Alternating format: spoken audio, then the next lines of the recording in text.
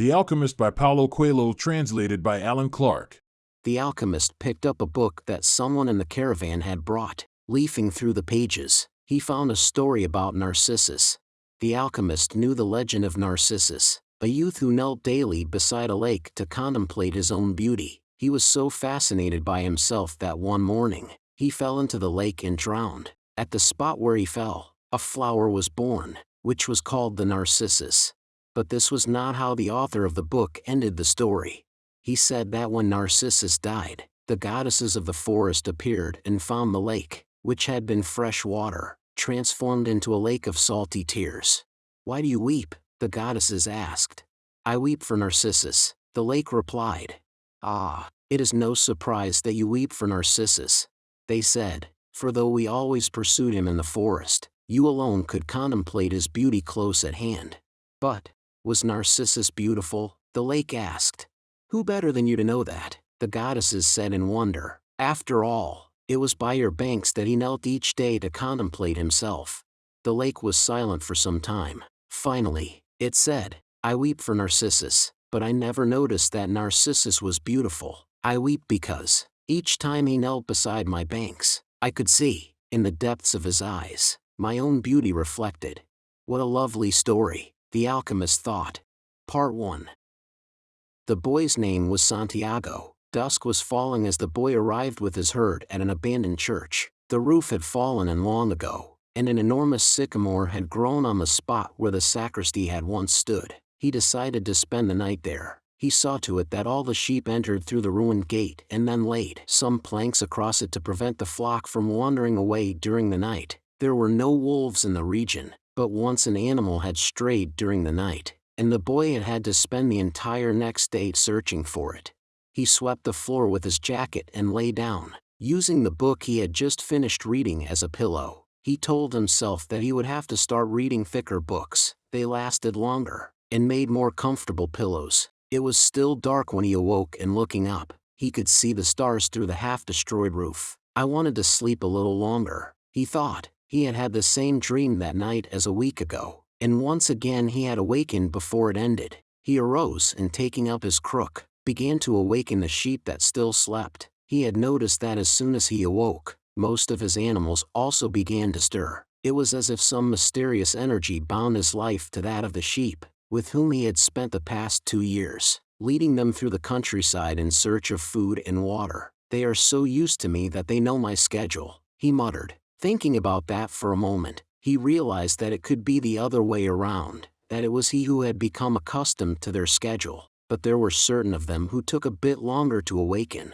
The boy prodded them, one by one, with his crook, calling each by name. He had always believed that the sheep were able to understand what he said, so there were times when he read them parts of his books that had made an impression on him, or when he would tell them of the loneliness or the happiness of a shepherd in the fields. Sometimes he would comment to them on the things he had seen in the villages they passed. But for the past few days he had spoken to them about only one thing: the girl, the daughter of a merchant who lived in the village they would reach in about 4 days. He had been to the village only once, the year before. The merchant was the proprietor of a dry goods shop, and he always demanded that the sheep be sheared in his presence, so that he would not be cheated. A friend had told the boy about the shop, and he had taken his sheep there.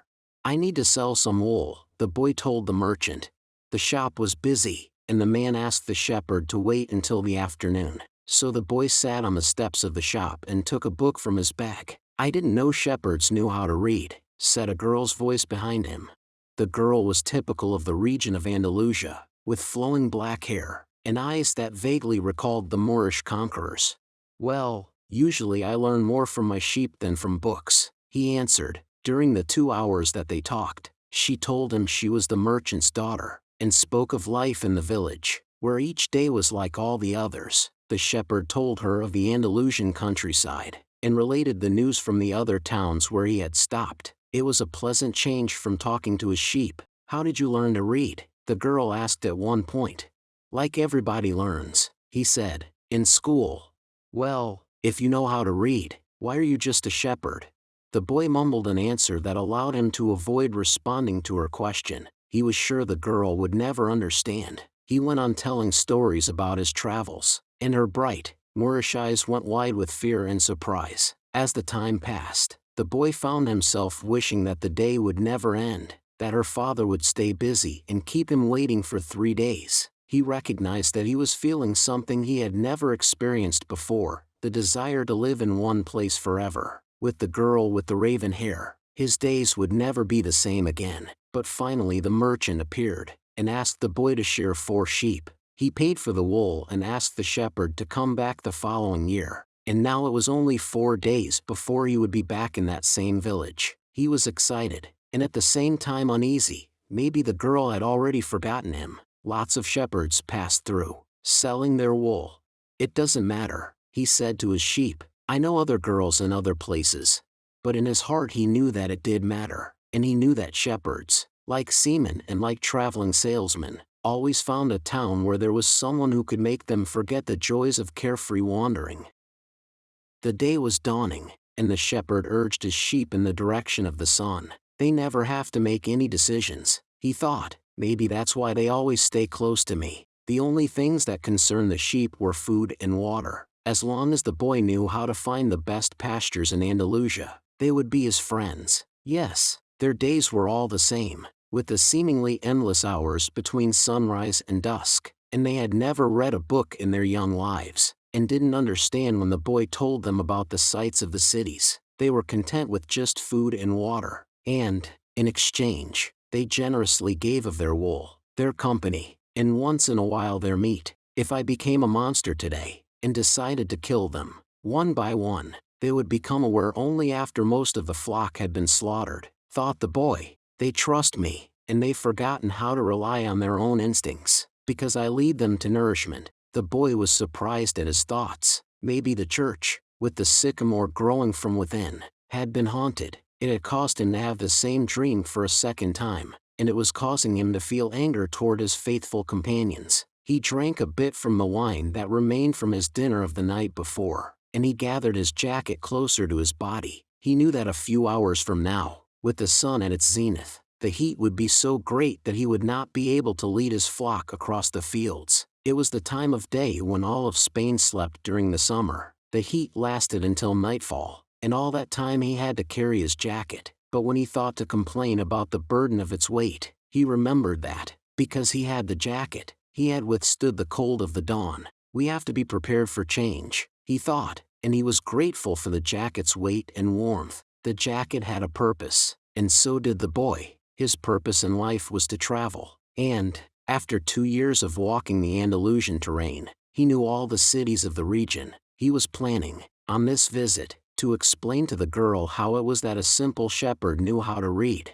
that he had attended a seminary until he was 16. His parents had wanted him to become a priest, and thereby a source of pride for a simple farm family. They worked hard just to have food and water. Like the sheep, he had studied Latin, Spanish, and theology, but ever since he had been a child, he had wanted to know the world, and this was much more important to him than knowing God and learning about man's sins. One afternoon, on a visit to his family, he had summoned up the courage to tell his father that he didn't want to become a priest, that he wanted to travel. "People from all over the world have passed through this village, son," said his father. "They come in search of new things, but when they leave they are basically the same people they were when they arrived. They climb the mountain to see the castle, and they wind up thinking that the past was better than what we have now. They have blonde hair, or dark skin, but basically they're the same as the people who live right here. But I'd like to see the castles and the towns where they live," the boy explained. "Those people, when they see our land, say that they would like to live here forever," his father continued. "Well, I'd like to see their land, and see how they live," said his son. "The people who come here have a lot of money to spend, so they can afford to travel," his father said. "Amongst us, the only ones who travel are the shepherds." "Well, then I'll be a shepherd." His father said no more. The next day, he gave his son a pouch that held 3 ancient Spanish gold coins. "I found these one day in the fields. I wanted them to be a part of your inheritance, but use them to buy your flock. Take to the fields, and someday you'll learn that our countryside is the best, and our women are the most beautiful." And he gave the boy his blessing. The boy could see in his father's gaze a desire to be able himself, to travel the world, a desire that was still alive, despite his father's having had to bury it, over dozens of years, under the burden of struggling for water to drink, food to eat, and the same place to sleep every night of his life. The horizon was tinged with red, and suddenly the sun appeared. The boy thought back to that conversation with his father, and felt happy. He had already seen many castles and met many women, but none the equal of the one who awaited him several days hence. He owned a jacket, a book that he could trade for another, and a flock of sheep. But, most important, he was able every day to live out his dream. If he were to tire of the Andalusian fields, he could sell his sheep and go to sea. By the time he had had enough of the sea, he would already have known other cities, other women, and other chances to be happy. I couldn't have found God in the seminary, he thought, as he looked at the sunrise. Whenever he could, he sought out a new road to travel. He had never been to that ruined church before, in spite of having traveled through those parts many times. The world was huge and inexhaustible. He had only to allow his sheep to set the route for a while, and he would discover other interesting things. The problem is that they don't even realize that they're walking a new road every day. They don't see that the fields are new and the seasons change. All they think about is food and water. Maybe we're all that way, the boy mused. Even me, I haven't thought of other women since I met the merchant's daughter. Looking at the sun, he calculated that he would reach Tarifa before midday. There, he could exchange his book for a thicker one, fill his wine bottle, shave, and have a haircut. He had to prepare himself for his meeting with the girl, and he didn't want to think about the possibility that some other shepherd, with a larger flock of sheep, had arrived there before him and asked for her hand. It's the possibility of having a dream come true that makes life interesting, he thought, as he looked again at the position of the sun, and hurried his pace. He had suddenly remembered that, in Tarifa, there was an old woman who interpreted dreams. The old woman led the boy to a room at the back of her house. It was separated from her living room by a curtain of colored beads. The room's furnishings consisted of a table, an image of the Sacred Heart of Jesus, and 2 chairs. The woman sat down, and told him to be seated as well. Then she took both of his hands in hers, and began quietly to pray. It sounded like a gypsy prayer. The boy had already had experience on the road with gypsies. They also traveled, but they had no flocks of sheep. People said that gypsies spent their lives tricking others. It was also said that they had a pact with the devil, and that they kidnapped children and, taking them away to their mysterious camps, made them their slaves. As a child, the boy had always been frightened to death that he would be captured by gypsies, and this childhood fear returned when the old woman took his hands in hers. But she has the Sacred Heart of Jesus there, he thought, trying to reassure himself. He didn't want his hand to begin trembling, showing the old woman that he was fearful. He recited an Our Father silently. Very interesting, said the woman, never taking her eyes from the boy's hands, and then she fell silent. The boy was becoming nervous, his hands began to tremble, and the woman sensed it. He quickly pulled his hands away. I didn't come here to have you read my palm, he said, already regretting having come. He thought for a moment that it would be better to pay her fee and leave without learning a thing, that he was giving too much importance to his recurrent dream. You came so that you could learn about your dreams, said the old woman, and dreams are the language of God. When he speaks in our language, I can interpret what he has said, but if he speaks in the language of the soul, it is only you who can understand. But, whichever it is, I'm going to charge you for the consultation. Another trick, the boy thought, but he decided to take a chance. A shepherd always takes his chances with wolves and with drought, and that's what makes a shepherd's life exciting. I have had the same dream twice, he said. I dreamed that I was in a field with my sheep, when a child appeared and began to play with the animals. I don't like people to do that, because the sheep are afraid of strangers, but children always seem to be able to play with them without frightening them. I don't know why. I don't know how animals know the age of human beings. Tell me more about your dream, said the woman. I have to get back to my cooking, and, since you don't have much money, I can't give you a lot of time. The child went on playing with my sheep for quite a while, continued the boy, a bit upset, and suddenly, the child took me by both hands and transported me to the Egyptian pyramids. He paused for a moment to see if the woman knew what the Egyptian pyramids were, but she said nothing. Then, at the Egyptian pyramids, he said the last 3 words slowly, so that the old woman would understand. The child said to me, "If you come here, you will find a hidden treasure." And, just as she was about to show me the exact location, I woke up. Both times. The woman was silent for some time, then she again took his hands and studied them carefully. "I'm not going to charge you anything now," she said. "But I want 1/10 of the treasure, if you find it." The boy laughed, out of happiness. He was going to be able to save the little money he had because of a dream about hidden treasure. "Well, interpret the dream," he said.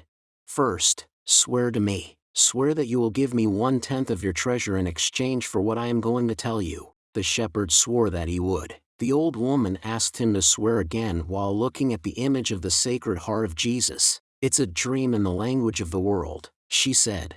"I can interpret it, but the interpretation is very difficult. That's why I feel that I deserve a part of what you find. And this is my interpretation. You must go to the pyramids in Egypt. I have never heard of them, but if it was a child who showed them to you, they exist. There you will find a treasure that will make you a rich man." The boy was surprised, and then irritated. He didn't need to seek out the old woman for this, but then he remembered that he wasn't going to have to pay anything. "I didn't need to waste my time just for this," he said. "I told you that your dream was a difficult one. It's the simple things in life that are the most extraordinary. Only wise men are able to understand them, and since I am not wise, I have had to learn other arts, such as the reading of palms." "Well, how am I going to get to Egypt? I only interpret dreams. I don't know how to turn them into reality. That's why I have to live off what my daughters provide me with." "And what if I never get to Egypt? Then I don't get paid." "It wouldn't be the first time." And the woman told the boy to leave, saying she had already wasted too much time with him. So the boy was disappointed. He decided that he would never again believe in dreams. He remembered that he had a number of things he had to take care of. He went to the market for something to eat. He traded his book for one that was thicker, and he found a bench in the plaza where he could sample the new wine he had bought. The day was hot, and the wine was refreshing. The sheep were at the gates of the city, in a stable that belonged to a friend. The boy knew a lot of people in the city. That was what made traveling appeal to him. He always made new friends, and he didn't need to spend all of his time with them. When someone sees the same people every day, as had happened with him at the seminary, they wind up becoming a part of that person's life, and then they want the person to change. If someone isn't what others want them to be, the others become angry. Everyone seems to have a clear idea of how other people should lead their lives, but none about his or her own. He decided to wait until the sun had sunk a bit lower in the sky before following his flock back through the fields. 3 days from now, he would be with the merchant's daughter. He started to read the book he had bought.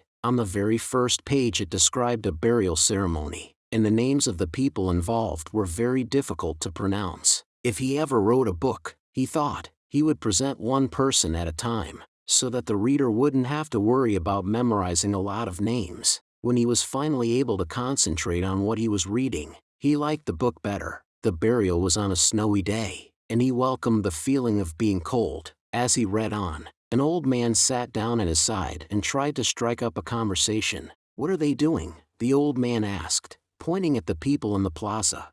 "Working," the boy answered dryly, making it look as if he wanted to concentrate on his reading.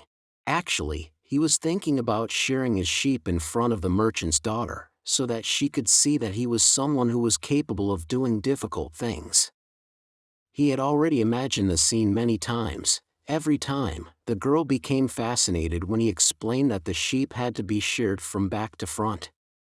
He also tried to remember some good stories to relate as he sheared the sheep. Most of them he had read in books, but he would tell them as if they were from his personal experience. She would never know the difference, because she didn't know how to read. Meanwhile, the old man persisted in his attempt to strike up a conversation. He said that he was tired and thirsty, and asked if he might have a sip of the boy's wine. The boy offered his bottle, hoping that the old man would leave him alone, but the old man wanted to talk, and he asked the boy what book he was reading. The boy was tempted to be rude, and moved to another bench, but his father had taught him to be respectful of the elderly. So he held out the book to the man, for two reasons. First, that he, himself, wasn't sure how to pronounce the title, and second, that if the old man didn't know how to read, he would probably feel ashamed and decide of his own accord to change benches. Said the old man, looking at all sides of the book, as if it were some strange object. This is an important book, but it's really irritating. The boy was shocked. The old man knew how to read, and had already read the book. And if the book was irritating, as the old man had said, the boy still had time to change it for another. It's a book that says the same thing almost all the other books in the world say, continued the old man. It describes people's inability to choose their own personal legends, and it ends up saying that everyone believes the world's greatest lie. What's the world's greatest lie? The boy asked, completely surprised. It's this, that at a certain point in our lives, we lose control of what's happening to us, and our lives become controlled by fate. That's the world's greatest lie. That's never happened to me, the boy said. They wanted me to be a priest, but I decided to become a shepherd. Much better, said the old man, because you really like to travel. He knew what I was thinking, the boy said to himself. The old man, meanwhile, was leafing through the book, without seeming to want to return it at all. The boy noticed that the man's clothing was strange. He looked like an Arab, which was not unusual in those parts. Africa was only a few hours from Tarifa. One had only to cross the narrow straits by boat. Arabs often appeared in the city, shopping and chanting their strange prayers several times a day. Where are you from? The boy asked. From many places. No one can be from many places, the boy said. I'm a shepherd, and I have been to many places, but I come from only one place, from a city near an ancient castle. That's where I was born. Well then, we could say that I was born in Salem. The boy didn't know where Salem was, but he didn't want to ask, fearing that he would appear ignorant. He looked at the people in the plaza for a while. They were coming and going, and all of them seemed to be very busy. So, what is Salem like? He asked, trying to get some sort of clue. It's like it always has been. No clue yet, but he knew that Salem wasn't in Andalusia. If it were, he would already have heard of it. And what do you do in Salem? He insisted. What do I do in Salem? The old man laughed. Well, I'm the king of Salem. People say strange things, the boy thought. Sometimes it's better to be with the sheep, who don't say anything. And better still to be alone with one's books. They tell their incredible stories at the time when you want to hear them. But when you're talking to people, they say some things that are so strange that you don't know how to continue the conversation. My name is Melchizedek, said the old man. How many sheep do you have? Enough, said the boy. He could see that the old man wanted to know more about his life. Well, then, we've got a problem. I can't help you if you feel you've got enough sheep. The boy was getting irritated. He wasn't asking for help. It was the old man who had asked for a drink of his wine, and had started the conversation. Give me my book, the boy said. I have to go and gather my sheep and get going. Give me 1/10 of your sheep, said the old man, and I'll tell you how to find the hidden treasure. The boy remembered his dream, and suddenly everything was clear to him. The old woman hadn't charged him anything, but the old man, maybe he was her husband, was going to find a way to get much more money in exchange for information about something that didn't even exist. The old man was probably a gypsy, too, but before the boy could say anything, the old man leaned over, picked up a stick, and began to write in the sand of the plaza. Something bright reflected from his chest with such intensity that the boy was momentarily blinded. With a movement that was too quick for someone his age, the man covered whatever it was with his cape. When his vision returned to normal, the boy was able to read what the old man had written in the sand. There, in the sand of the plaza of that small city, the boy read the names of his father and his mother and the name of the seminary he had attended. He read the name of the merchant's daughter, which he hadn't even known, and he read things he had never told anyone. I'm the king of Salem, the old man had said. Why would a king be talking with a shepherd? The boy asked, awed and embarrassed. For several reasons, but let's say that the most important is that you have succeeded in discovering your personal legend. The boy didn't know what a person's personal legend was, It's what you have always wanted to accomplish. Everyone, when they are young, knows what their personal legend is. At that point in their lives, everything is clear and everything is possible. They are not afraid to dream, and to yearn for everything they would like to see happen to them in their lives. But, as time passes, a mysterious force begins to convince them that it will be impossible for them to realize their personal legend. None of what the old man was saying made much sense to the boy, but he wanted to know what the mysterious force was. The merchant's daughter would be impressed when he told her about that. It's a force that appears to be negative, but actually shows you how to realize your personal legend. It prepares your spirit and your will, because there's one great truth on this planet: whoever you are, or whatever it is that you do, when you really want something, it's because that desire originated in the soul of the universe. It's your mission on Earth. Even when all you want to do is travel, or marry the daughter of a textile merchant. Yes, or even search for treasure. The soul of the world is nourished by people's happiness, and also by unhappiness, envy, and jealousy. To realize one's personal legend is a person's only real obligation. All things are one, and, when you want something, all the universe conspires in helping you to achieve it. They were both silent for a time, observing the plaza and the townspeople. It was the old man who spoke first. "Why do you tend a flock of sheep?" "Because I like to travel."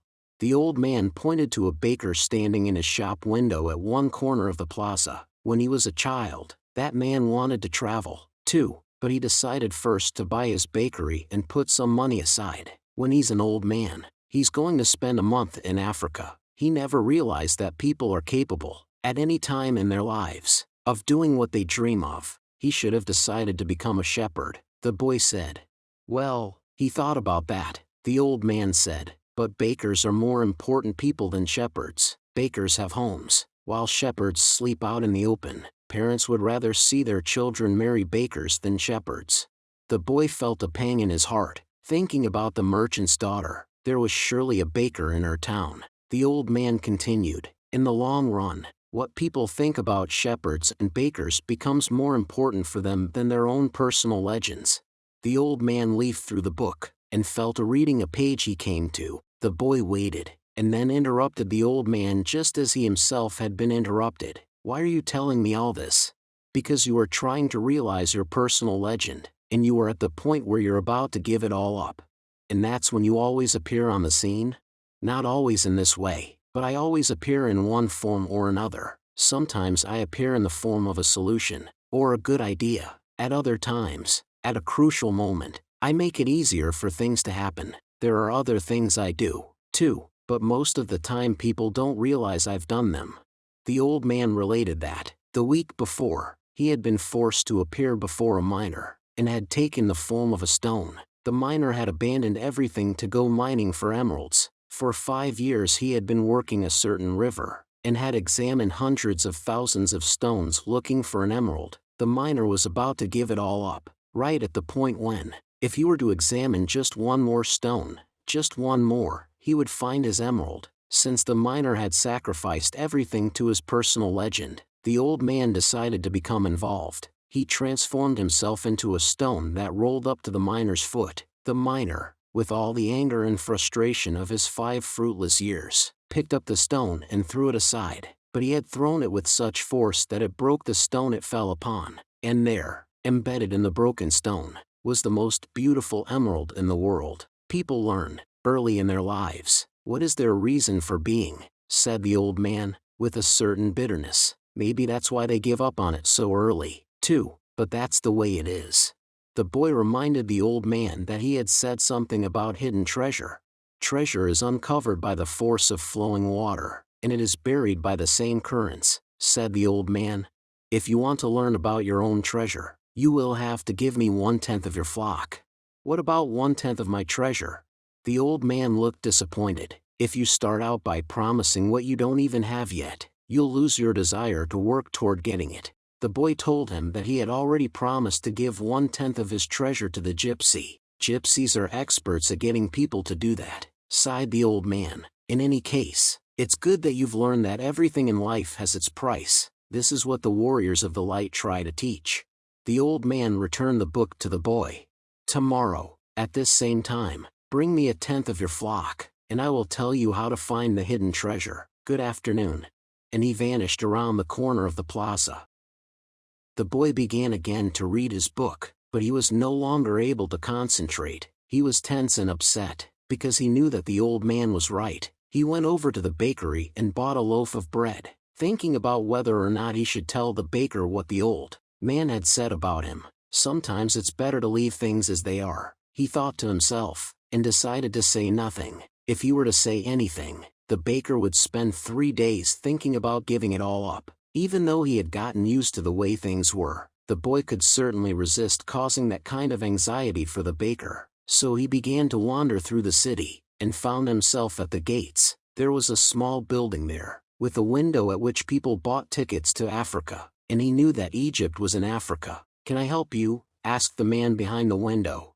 "Maybe tomorrow," said the boy, moving away. If he sold just one of his sheep, he'd have enough to get to the other shore of the strait. The idea frightened him.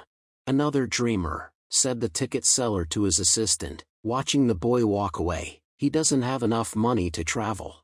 While standing at the ticket window, the boy had remembered his flock, and decided he should go back to being a shepherd. In 2 years he had learned everything about shepherding. He knew how to shear sheep, how to care for pregnant ewes, and how to protect the sheep from wolves. He knew all the fields and pastures of Andalusia, and he knew what was the fair price for every one of his animals. He decided to return to his friend's stable by the longest route possible. As he walked past the city's castle, he interrupted his return, and climbed the stone ramp that led to the top of the wall. From there, he could see Africa in the distance. Someone had once told him that it was from there that the Moors had come to occupy all of Spain. He could see almost the entire city from where he sat, including the plaza where he had talked with the old man. "Curse the moment I met that old man," he thought. He had come to the town only to find a woman who could interpret his dream. Neither the woman nor the old man was at all impressed by the fact that he was a shepherd.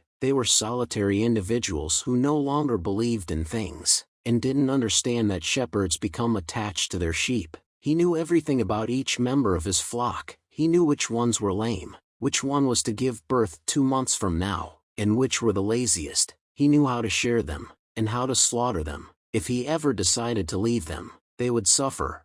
The wind began to pick up. He knew that wind. People called it the Levanter, because on it the Moors had come from the Levant at the eastern end of the Mediterranean. The Levanter increased in intensity. "Here I am, between my flock and my treasure," the boy thought. He had to choose between something he had become accustomed to and something he wanted to have. There was also the merchant's daughter, but she wasn't as important as his flock, because she didn't depend on him. Maybe she didn't even remember him. He was sure that it made no difference to her on which day he appeared. For her, every day was the same, and when each day is the same as the next, it's because people fail to recognize the good things that happen in their lives every day that the sun rises. "I left my father, my mother, and the town castle behind. They have gotten used to my being away, and so have I. The sheep will get used to my not being there, too," the boy thought. From where he sat, he could observe the plaza. People continued to come and go from the baker's shop.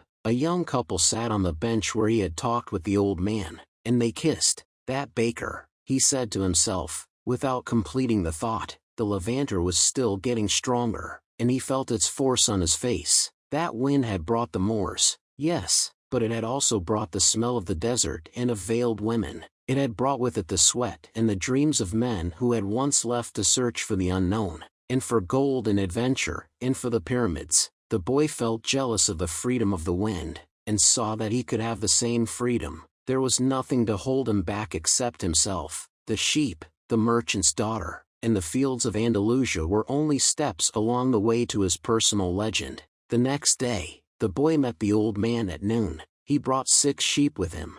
"I'm surprised," the boy said. "My friend bought all the other sheep immediately. He said that he had always dreamed of being a shepherd, and that it was a good omen." "That's the way it always is," said the old man. "It's called the principle of favorability. When you play cards the first time, you are almost sure to win. Beginner's luck." "Why is that?" "Because there is a force that wants you to realize your personal legend. It whets your appetite with a taste of success." Then the old man began to inspect the sheep, and he saw that one was lame. The boy explained that it wasn't important, since that sheep was the most intelligent of the flock, and produced the most wool.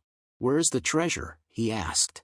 "It's in Egypt, near the pyramids." The boy was startled. The old woman had said the same thing, but she hadn't charged him anything. "In order to find the treasure, you will have to follow the omens. God has prepared a path for everyone to follow. You just have to read the omens that he left for you." Before the boy could reply, a butterfly appeared and fluttered between him and the old man. He remembered something his grandfather had once told him, that butterflies were a good omen, like crickets, and like grasshoppers, like lizards and four-leaf clovers. "That's right," said the old man, able to read the boy's thoughts. "Just as your grandfather taught you, these are good omens." The old man opened his cape, and the boy was struck by what he saw. The old man wore a breastplate of heavy gold, covered with precious stones. The boy recalled the brilliance he had noticed on the previous day. He really was a king. He must be disguised to avoid encounters with thieves.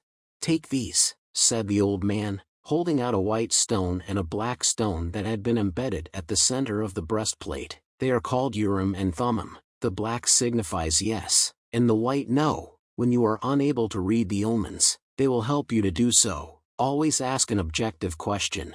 But, if you can, try to make your own decisions. The treasure is at the pyramids." "That you already knew, but I had to insist on the payment of 6 sheep because I helped you to make your decision."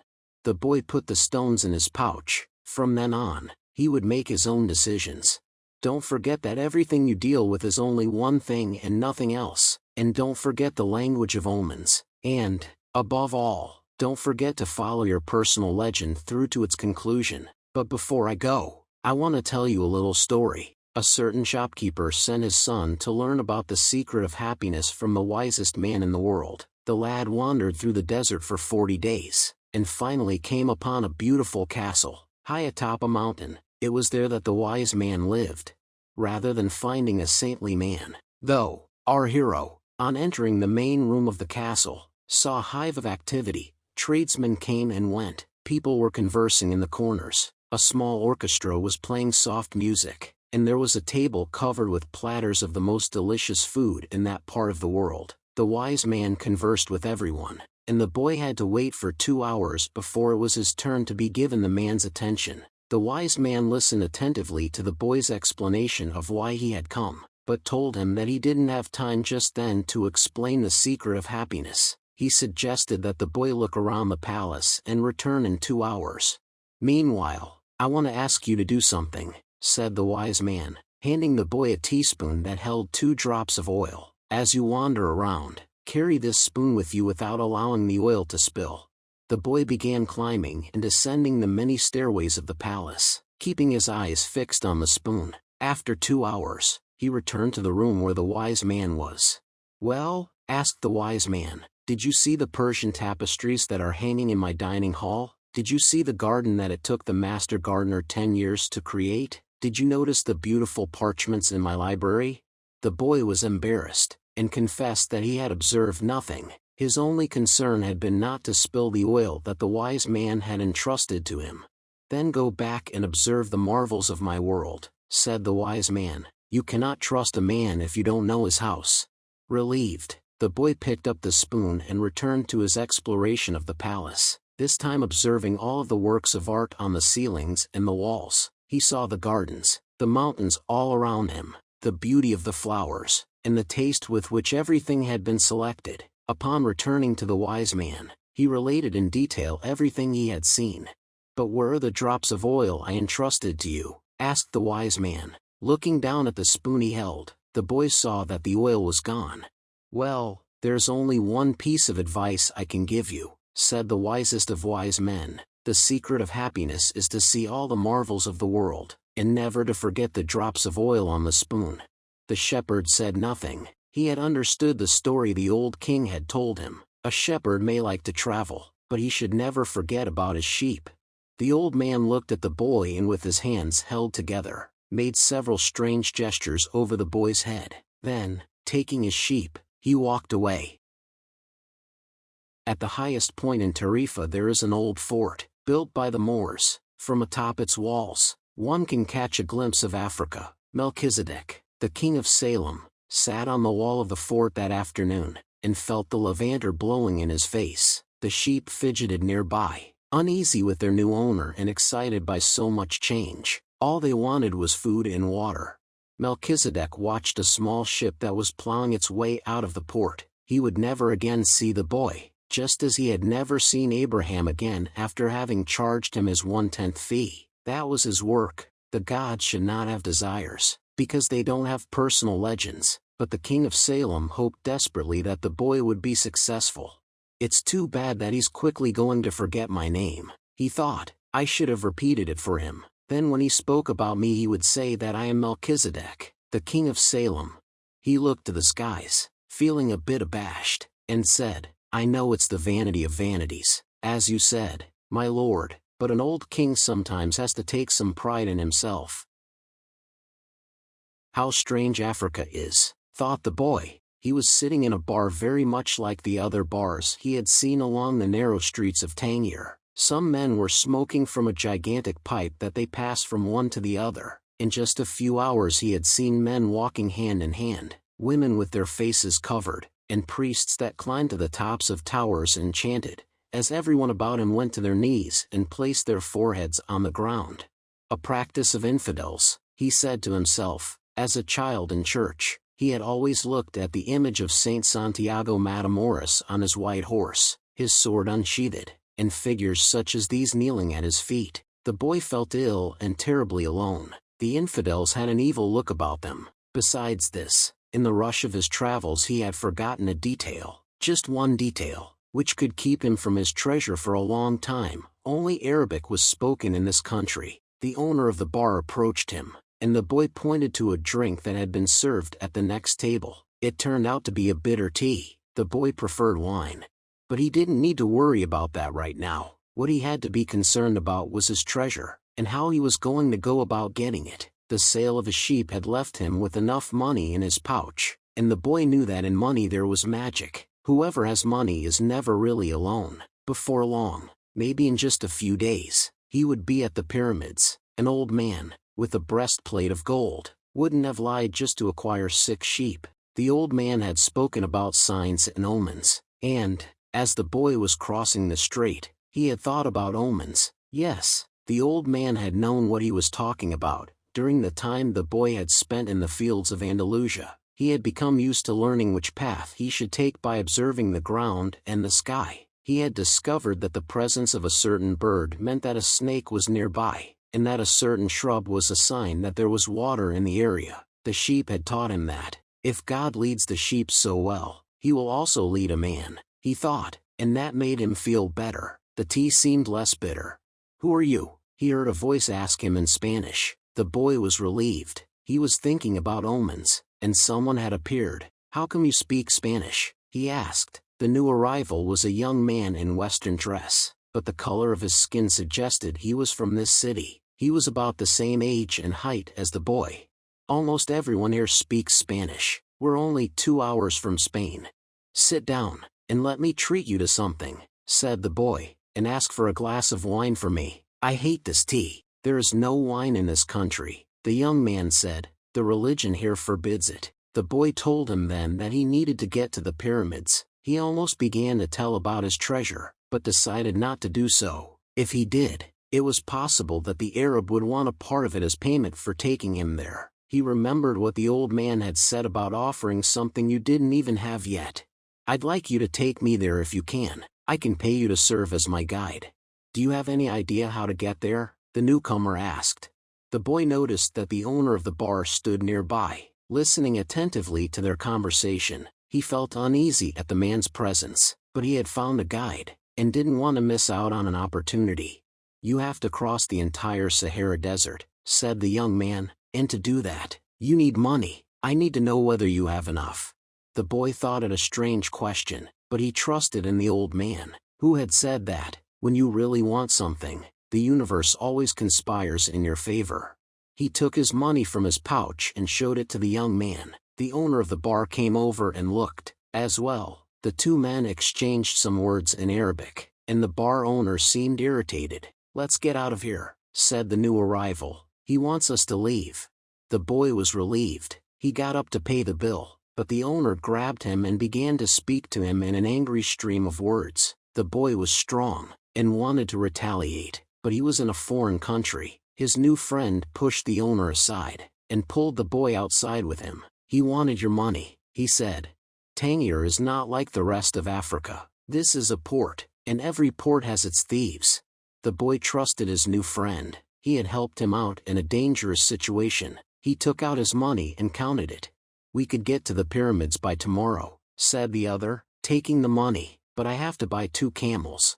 They walked together through the narrow streets of Tangier. Everywhere there were stalls with items for sale. They reached the center of a large plaza where the market was held. There were thousands of people there, arguing, selling, and buying. Vegetables for sale amongst daggers, and carpets displayed alongside tobacco. But the boy never took his eye off his new friend. After all, he had all his money. He thought about asking him to give it back, but decided that would be unfriendly. He knew nothing about the customs of the strange land he was in. "I'll just watch him," he said to himself. He knew he was stronger than his friend. Suddenly, there in the midst of all that confusion, he saw the most beautiful sword he had ever seen. The scabbard was embossed in silver, and the handle was black and encrusted with precious stones. The boy promised himself that when he returned from Egypt, he would buy that sword. "Ask the owner of that stall how much the sword costs," he said to his friend. Then he realized that he had been distracted for a few moments, looking at the sword. His heart squeezed, as if his chest had suddenly compressed it. He was afraid to look around, because he knew what he would find. He continued to look at the beautiful sword for a bit longer, until he summoned the courage to turn around. All around him was the market, with people coming and going, shouting and buying, and the aroma of strange foods. But nowhere could he find his new companion. The boy wanted to believe that his friend had simply become separated from him by accident. He decided to stay right there and await his return. As he waited, a priest climbed to the top of a nearby tower and began his chant. Everyone in the market fell to their knees, touched their foreheads to the ground, and took up the chant. Then, like a colony of worker ants, they dismantled their stalls and left. The sun began its departure. As well, the boy watched it through its trajectory for some time, until it was hidden behind the white houses surrounding the plaza. He recalled that when the sun had risen that morning, he was on another continent, still a shepherd with 60 sheep, and looking forward to meeting with a girl. That morning he had known everything that was going to happen to him as he walked through the familiar fields. But now, as the sun began to set, he was in a different country, a stranger in a strange land, where he couldn't even speak the language. He was no longer a shepherd, and he had nothing, not even the money to return and start everything over. All this happened between sunrise and sunset, the boy thought. He was feeling sorry for himself, and lamenting the fact that his life could have changed so suddenly and so drastically. He was so ashamed that he wanted to cry. He had never even wept in front of his own sheep. But the marketplace was empty, and he was far from home, so he wept.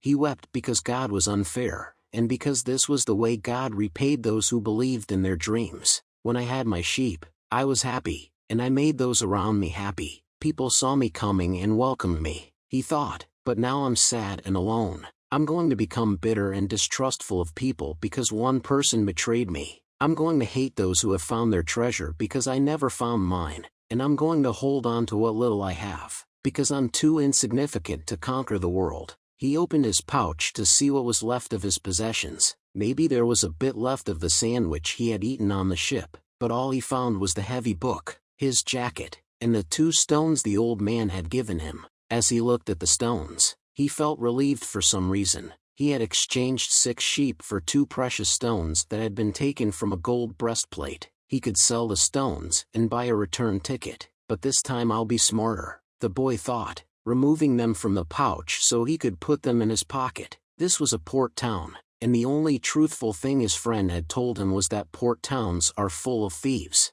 Now he understood why the owner of the bar had been so upset. He was trying to tell him not to trust that man. "I'm like everyone else. I see the world in terms of what I would like to see happen, not what actually does." He ran his fingers slowly over the stones. sensing their temperature and feeling their surfaces. They were his treasure. Just handling them made him feel better. They reminded him of the old man. When you want something, all the universe conspires in helping you to achieve it, he had said.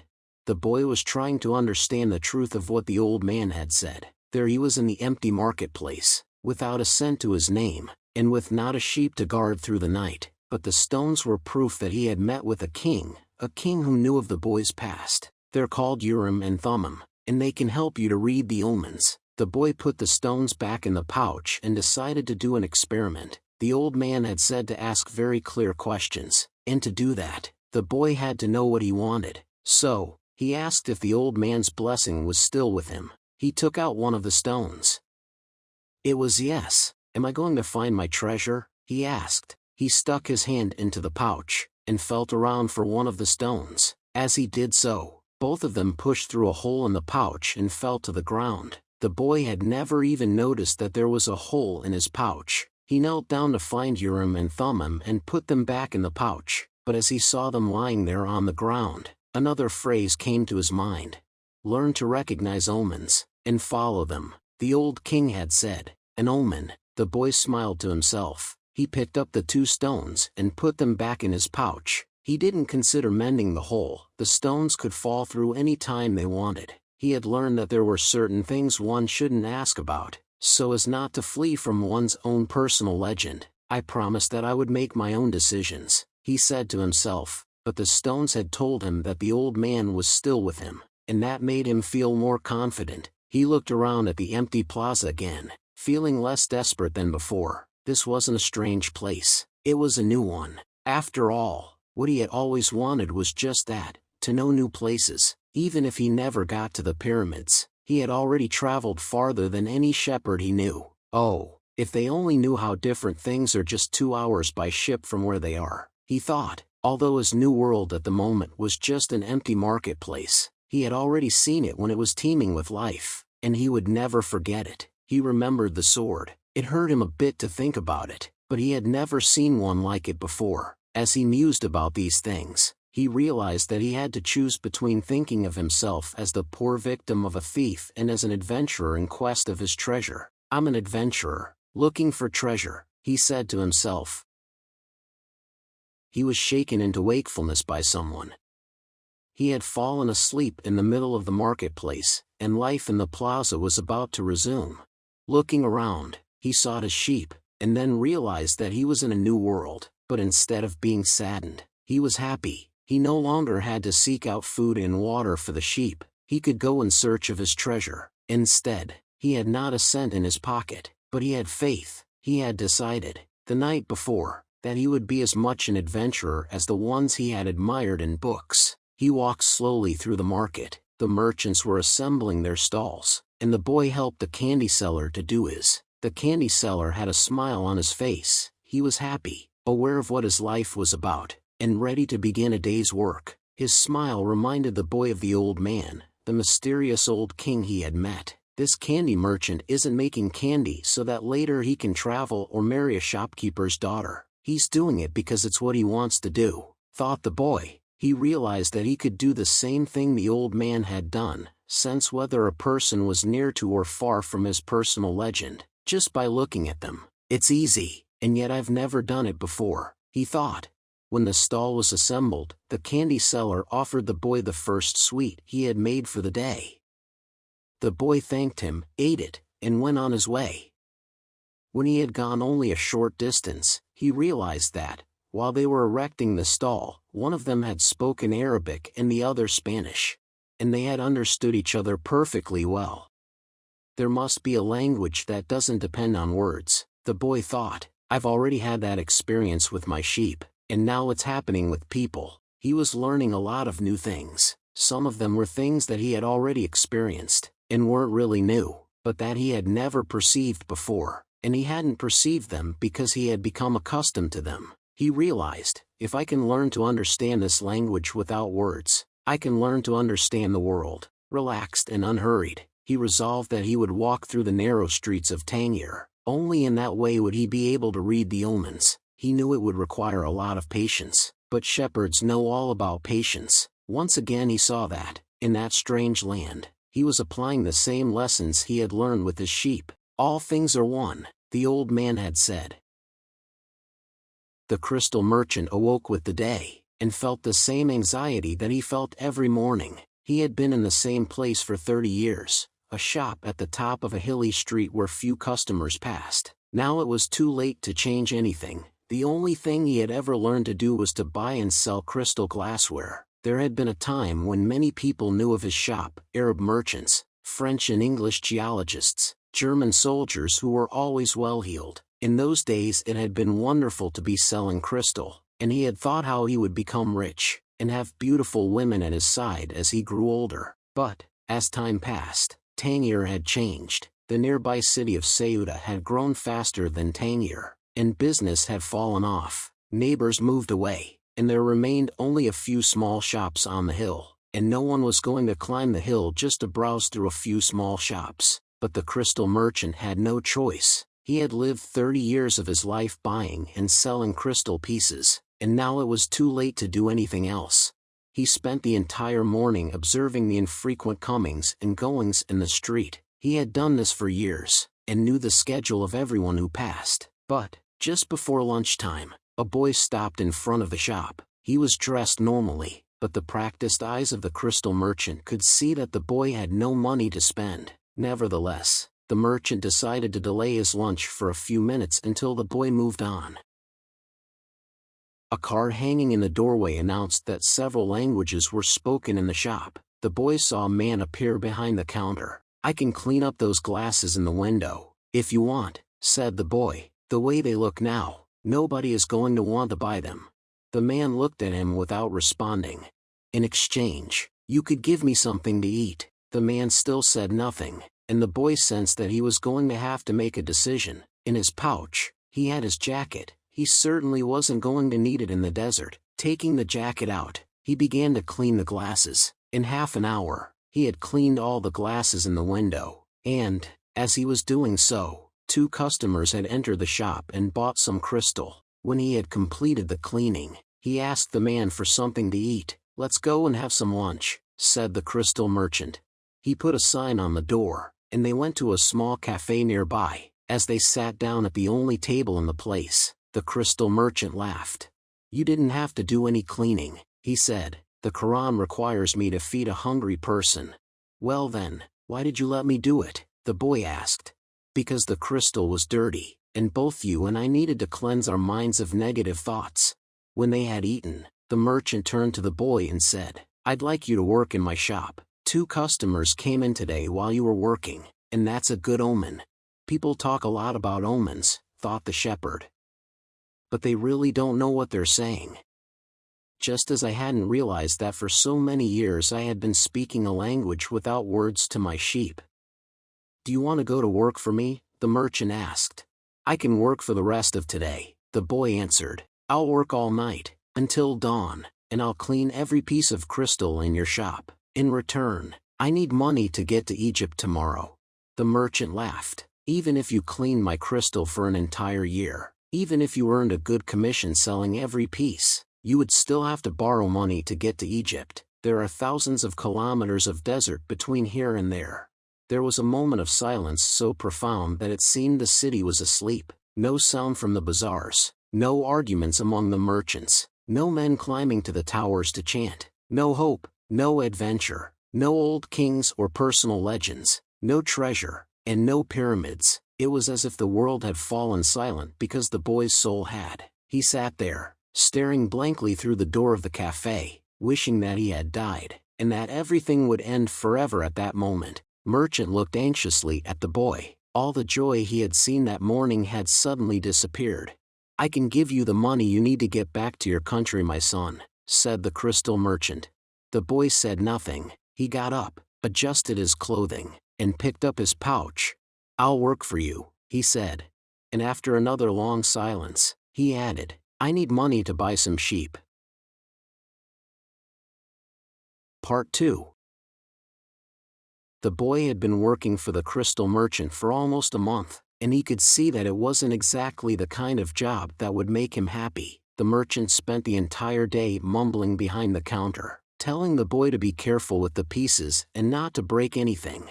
But he stayed with the job because the merchant, although he was an old grouch, treated him fairly. The boy received a good commission for each piece he sold, and had already been able to put some money aside. That morning he had done some calculating. If he continued to work every day as he had been, he would need a whole year to be able to buy some sheep. "I'd like to build a display case for the crystal," the boy said to the merchant. "We could place it outside, and attract those people who pass at the bottom of the hill." "I've never had one before," the merchant answered. "People will pass by and bump into it, and pieces will be broken." "Well, when I took my sheep through the field, some of them might have died if we had come upon a snake. But that's the way life is with sheep and with shepherds." The merchant turned to a customer who wanted 3 crystal glasses. He was selling better than ever, as if time had turned back to the old days when the street had been one of Tangier's major attractions. "Business has really improved," he said to the boy, after the customer had left. "I'm doing much better, and soon you'll be able to return to your sheep. Why ask more out of life?" "Because we have to respond to omens," the boy said, almost without meaning to. Then he regretted what he had said, because the merchant had never met the king. "It's called the principle of favorability, beginner's luck, because life wants you to achieve your personal legend," the old king had said.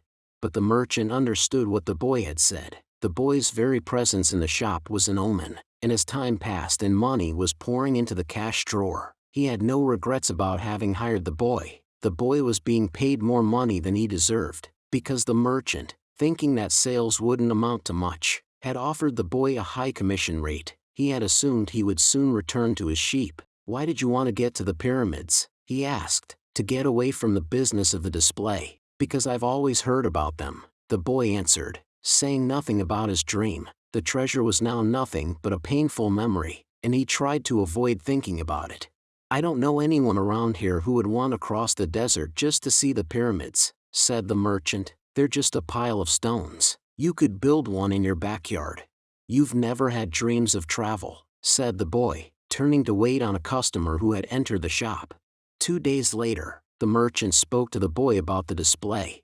"I don't much like change," he said. "You and I aren't like Hassan, that rich merchant. If he makes a buying mistake, it doesn't affect him much, but we too have to live with our mistakes."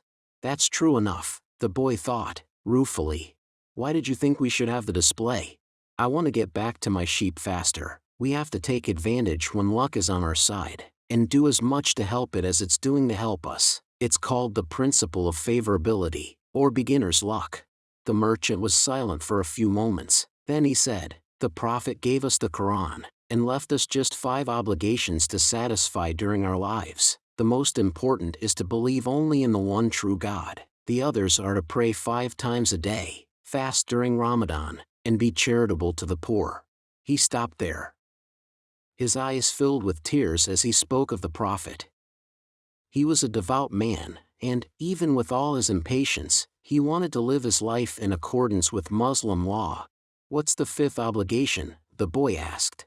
2 days ago, you said that I had never dreamed of travel," the merchant answered. "The 5th obligation of every Muslim is a pilgrimage. We are obliged, at least once in our lives, to visit the holy city of Mecca. Mecca is a lot farther away than the pyramids. When I was young, all I wanted to do was put together enough money to start this shop. I thought that someday I'd be rich, and could go to Mecca. I began to make some money, but I could never bring myself to leave someone in charge of the shop. The crystals are delicate things. At the same time, people were passing my shop all the time, heading for Mecca. Some of them were rich pilgrims, traveling in caravans with servants and camels, but most of the people making the pilgrimage were poorer than I. All who went there were happy at having done so. They placed the symbols of the pilgrimage on the doors of their houses. One of them, a cobbler who made his living mending boots, said that he had traveled for almost a year through the desert, but that he got more tired when he had to walk through the streets of Tangier buying his leather. "Well, why don't you go to Mecca now?" asked the boy. "Because it's the thought of Mecca that keeps me alive. That's what helps me face these days that are all the same. These mute crystals on the shelves, and lunch and dinner at that same horrible cafe. I'm afraid that if my dream is realized, I'll have no reason to go on living." "You dream about your sheep and the pyramids," But you're different from me, because you want to realize your dreams. I just want to dream about Mecca. I've already imagined 1,000 times crossing the desert, arriving at the plaza of the sacred stone, the 7 times I walk around it before allowing myself to touch it. I've already imagined the people who would be at my side, and those in front of me, and the conversations and prayers we would share, but I'm afraid that it would all be a disappointment, so I prefer just to dream about it. That day, the merchant gave the boy permission to build the display. Not everyone can see his dreams come true in the same way.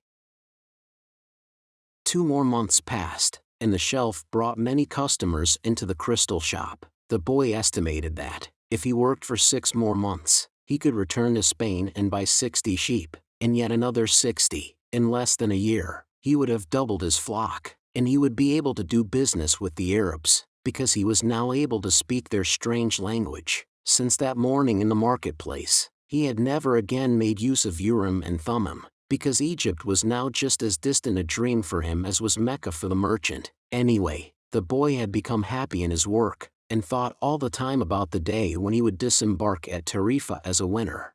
You must always know what it is that you want, the old king had said. The boy knew, and was now working toward it. Maybe it was his treasure to have wound up in that strange land, met up with a thief, and doubled the size of his flock without spending a cent. He was proud of himself. He had learned some important things, like how to deal in crystal, and about the language without words, and about omens. One afternoon he had seen a man at the top of the hill, complaining that it was impossible to find a decent place to get something to drink after such a climb. The boy, accustomed to recognizing omens, spoke to the merchant. "Let's sell tea to the people who climb the hill." "Lots of places sell tea around here," the merchant said, "but we could sell tea in crystal glasses. The people will enjoy the tea and want to buy the glasses. I have been told that beauty is the great seducer of men." The merchant didn't respond, but that afternoon, after saying his prayers and closing the shop, he invited the boy to sit with him and share his hookah, that strange pipe used by the Arabs. "What is it you're looking for?" asked the old merchant. "I've already told you, I need to buy my sheep back, so I have to earn the money to do so." The merchant put some new coals in the hookah, and inhaled deeply. "I've had this shop for 30 years. I know good crystal from bad, and everything else there is to know about crystal. I know its dimensions and how it behaves. If we serve tea in crystal, the shop is going to expand, and then I'll have to change my way of life." "Well, isn't that good? I'm already used to the way things are. Before you came, I was thinking about how much time I had wasted in the same place, while my friends had moved on, and either went bankrupt or did better than they had before. It made me very depressed. Now, I can see that it hasn't been too bad. The shop is exactly the size I always wanted it to be. I don't want to change anything, because I don't know how to deal with change. I'm used to the way I am." The boy didn't know what to say. The old man continued, "You have been a real blessing to me. Today, I understand something I didn't see before. Every blessing ignored becomes a curse. I don't want anything else in life, but you are forcing me to look at wealth and at horizons I have never known. Now that I have seen them, and now that I see how immense my possibilities are, I'm going to feel worse than I did before you arrived, because I know the things I should be able to accomplish, and I don't want to do so. It's good I refrained from saying anything to the baker in Tarifa," thought the boy to himself. They went on smoking the pipe for a while as the sun began to set. They were conversing in Arabic, and the boy was proud of himself for being able to do so. There had been a time when he thought that his sheep could teach him everything he needed to know about the world, but they could never have taught him Arabic. "There are probably other things in the world that the sheep can't teach me," thought the boy as he regarded the old merchant. "All they ever do, really, is look for food and water, and maybe it wasn't that they were teaching me, but that I was learning from them." "Maktub," the merchant said, finally. "What does that mean?" "You would have to have been born an Arab to understand," he answered, "but in your language it would be something like it is written." And, as he smothered the coals in the hookah, he told the boy that he could begin to sell tea in the crystal glasses. Sometimes, there's just no way to hold back the river. The men climbed the hill, and they were tired when they reached the top, but there they saw a crystal shop that offered refreshing mint tea. They went in to drink the tea, which was served in beautiful crystal glasses. "My wife never thought of this," said one, and he bought some crystal. He was entertaining guests that night, and the guests would be impressed by the beauty of the glassware. The other man remarked that tea was always more delicious when it was served in crystal, because the aroma was retained. The third said that it was a tradition in the Orient to use crystal glasses for tea because it had magical powers. Before long, the news spread, and a great many people began to climb the hill to see the shop that was doing something new in a trade that was so old. Other shops were open that served tea in crystal, but they weren't at the top of a hill, and they had little business. Eventually, the merchant had to hire 2 more employees. He began to import enormous quantities of tea, along with his crystal, and his shop was sought out by men and women with a thirst for things new. And, in that way, the months passed. The boy awoke before dawn. It had been 11 months and 9 days since he had first set foot on the African continent. He dressed in his Arabian clothing of white linen, bought especially for this day. He put his headcloth in place and secured it with a ring made of camel skin. Wearing his new sandals, he descended the stairs silently. The city was still sleeping. He prepared himself a sandwich and drank some hot tea from a crystal glass. Then he sat in the sun-filled doorway, smoking the hookah. He smoked in silence, thinking of nothing, and listening to the sound of the wind that brought the scent of the desert. When he had finished his smoke, he reached into one of his pockets, and sat there for a few moments, regarding what he had withdrawn. It was a bundle of money. Enough to buy himself 120 sheep, a return ticket, and a license to import products from Africa into his own country. He waited patiently for the merchant to awaken and open the shop. Then the 2 went off to have some more tea. "I'm leaving today," said the boy. "I have the money I need to buy my sheep." "And you have the money you need to go to Mecca." The old man said nothing. "Will you give me your blessing?" asked the boy. "You have helped me." The man continued to prepare his tea, saying nothing. Then he turned to the boy. "I am proud of you," he said. "You brought a new feeling into my crystal shop, but you know that I'm not going to go to Mecca, just as you know that you're not going to buy your sheep." "Who told you that?" asked the boy, startled. "Maktub," said the old crystal merchant. And he gave the boy his blessing. The boy went to his room and packed his belongings. They filled 3 sacks. As he was leaving, he saw, in the corner of the room, his old shepherd's pouch. It was bunched up, and he had hardly thought of it for a long time. As he took his jacket out of the pouch, thinking to give it to someone in the street, the 2 stones fell to the floor, Urim and Thummim. It made the boy think of the old king, and it startled him to realize how long it had been since he had thought of him. For nearly a year, he had been working incessantly, thinking only of putting aside enough money so that he could return to Spain with pride. "Never stop dreaming," the old king had said. "Follow the omens." The boy picked up Urim and Thummim, and, once again, had the strange sensation that the old king was nearby. He had worked hard for a year, and the omens were that it was time to go.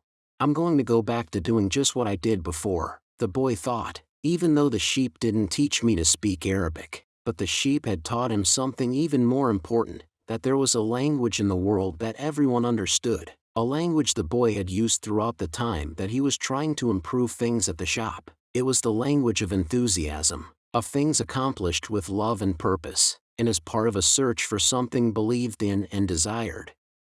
Tangier was no longer a strange city, and he felt that, just as he had conquered this place, he could conquer the world. When you want something, all the universe conspires to help you achieve it, the old king had said. But the old king hadn't said anything about being robbed, or about endless deserts, or about people who know what their dreams are but don't want to realize them. The old king hadn't told him that the pyramids were just a pile of stones, or that anyone could build one in his backyard, and he had forgotten to mention that, when you have enough money to buy a flock larger than the one you had before, you should buy it. The boy picked up his pouch and put it with his other things. He went down the stairs and found the merchant waiting on a foreign couple, while 2 other customers walked about the shop, drinking tea from crystal glasses. It was more activity than usual for this time of the morning. From where he stood, he saw for the first time that the old merchant's hair was very much like the hair of the old king. He remembered the smile of the candy seller, on his first day in Tangier, when he had nothing to eat and nowhere to go. That smile had also been like the old king's smile. It's almost as if he had been here and left his mark, he thought, and yet, none of these people has ever met the old king. On the other hand, he said that he always appeared to help those who were trying to realize their personal legend. He left without saying goodbye to the crystal merchant. He didn't want to cry with the other people there. He was going to miss the place and all the good things he had learned. He was more confident in himself, though, and felt as though he could conquer the world.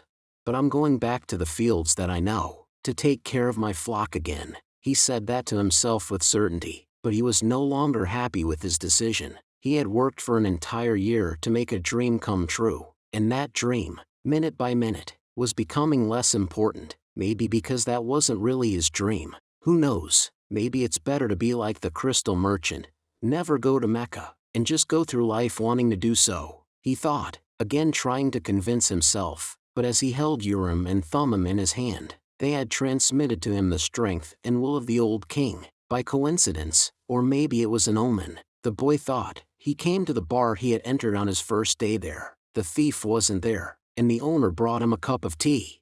I can always go back to being a shepherd, the boy thought. I learned how to care for sheep, and I haven't forgotten how that's done. But maybe I'll never have another chance to get to the pyramids in Egypt. The old man wore a breastplate of gold, and he knew about my past. He really was a king, a wise king. The hills of Andalusia were only 2 hours away, but there was an entire desert between him and the pyramids. Yet the boy felt that there was another way to regard his situation. He was actually 2 hours closer to his treasure. The fact that the 2 hours had stretched into an entire year didn't matter. I know why I want to get back to my flock, he thought. I understand sheep, they're no longer a problem, and they can be good friends. On the other hand, I don't know if the desert can be a friend, and it's in the desert that I have to search for my treasure. If I don't find it, I can always go home. I finally have enough money, and all the time I need. Why not? He suddenly felt tremendously happy. He could always go back to being a shepherd. He could always become a crystal salesman again.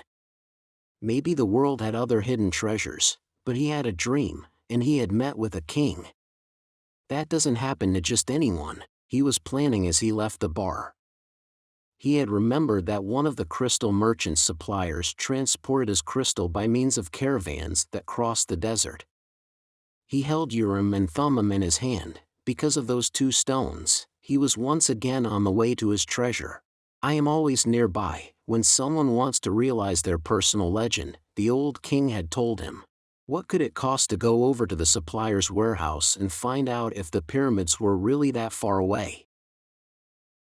The Englishman was sitting on a bench in a structure that smelled of animals, sweat, and dust. It was part warehouse, part corral. I never thought I'd end up in a place like this, he thought, as he leafed through the pages of a chemical journal. 10 years at the university, and here I am in a corral. But he had to move on. He believed in omens. All his life and all his studies were aimed at finding the one true language of the universe. First he had studied Esperanto, then the world's religions, and now it was alchemy. He knew how to speak Esperanto. He understood all the major religions well, but he wasn't yet an alchemist. He had unraveled the truths behind important questions, but his studies had taken him to a point beyond which he could not seem to go. He had tried in vain to establish a relationship with an alchemist, but the alchemists were strange people, who thought only about themselves, and almost always refused to help him. Who knows, maybe they had failed to discover the secret of the master work, the philosopher's stone,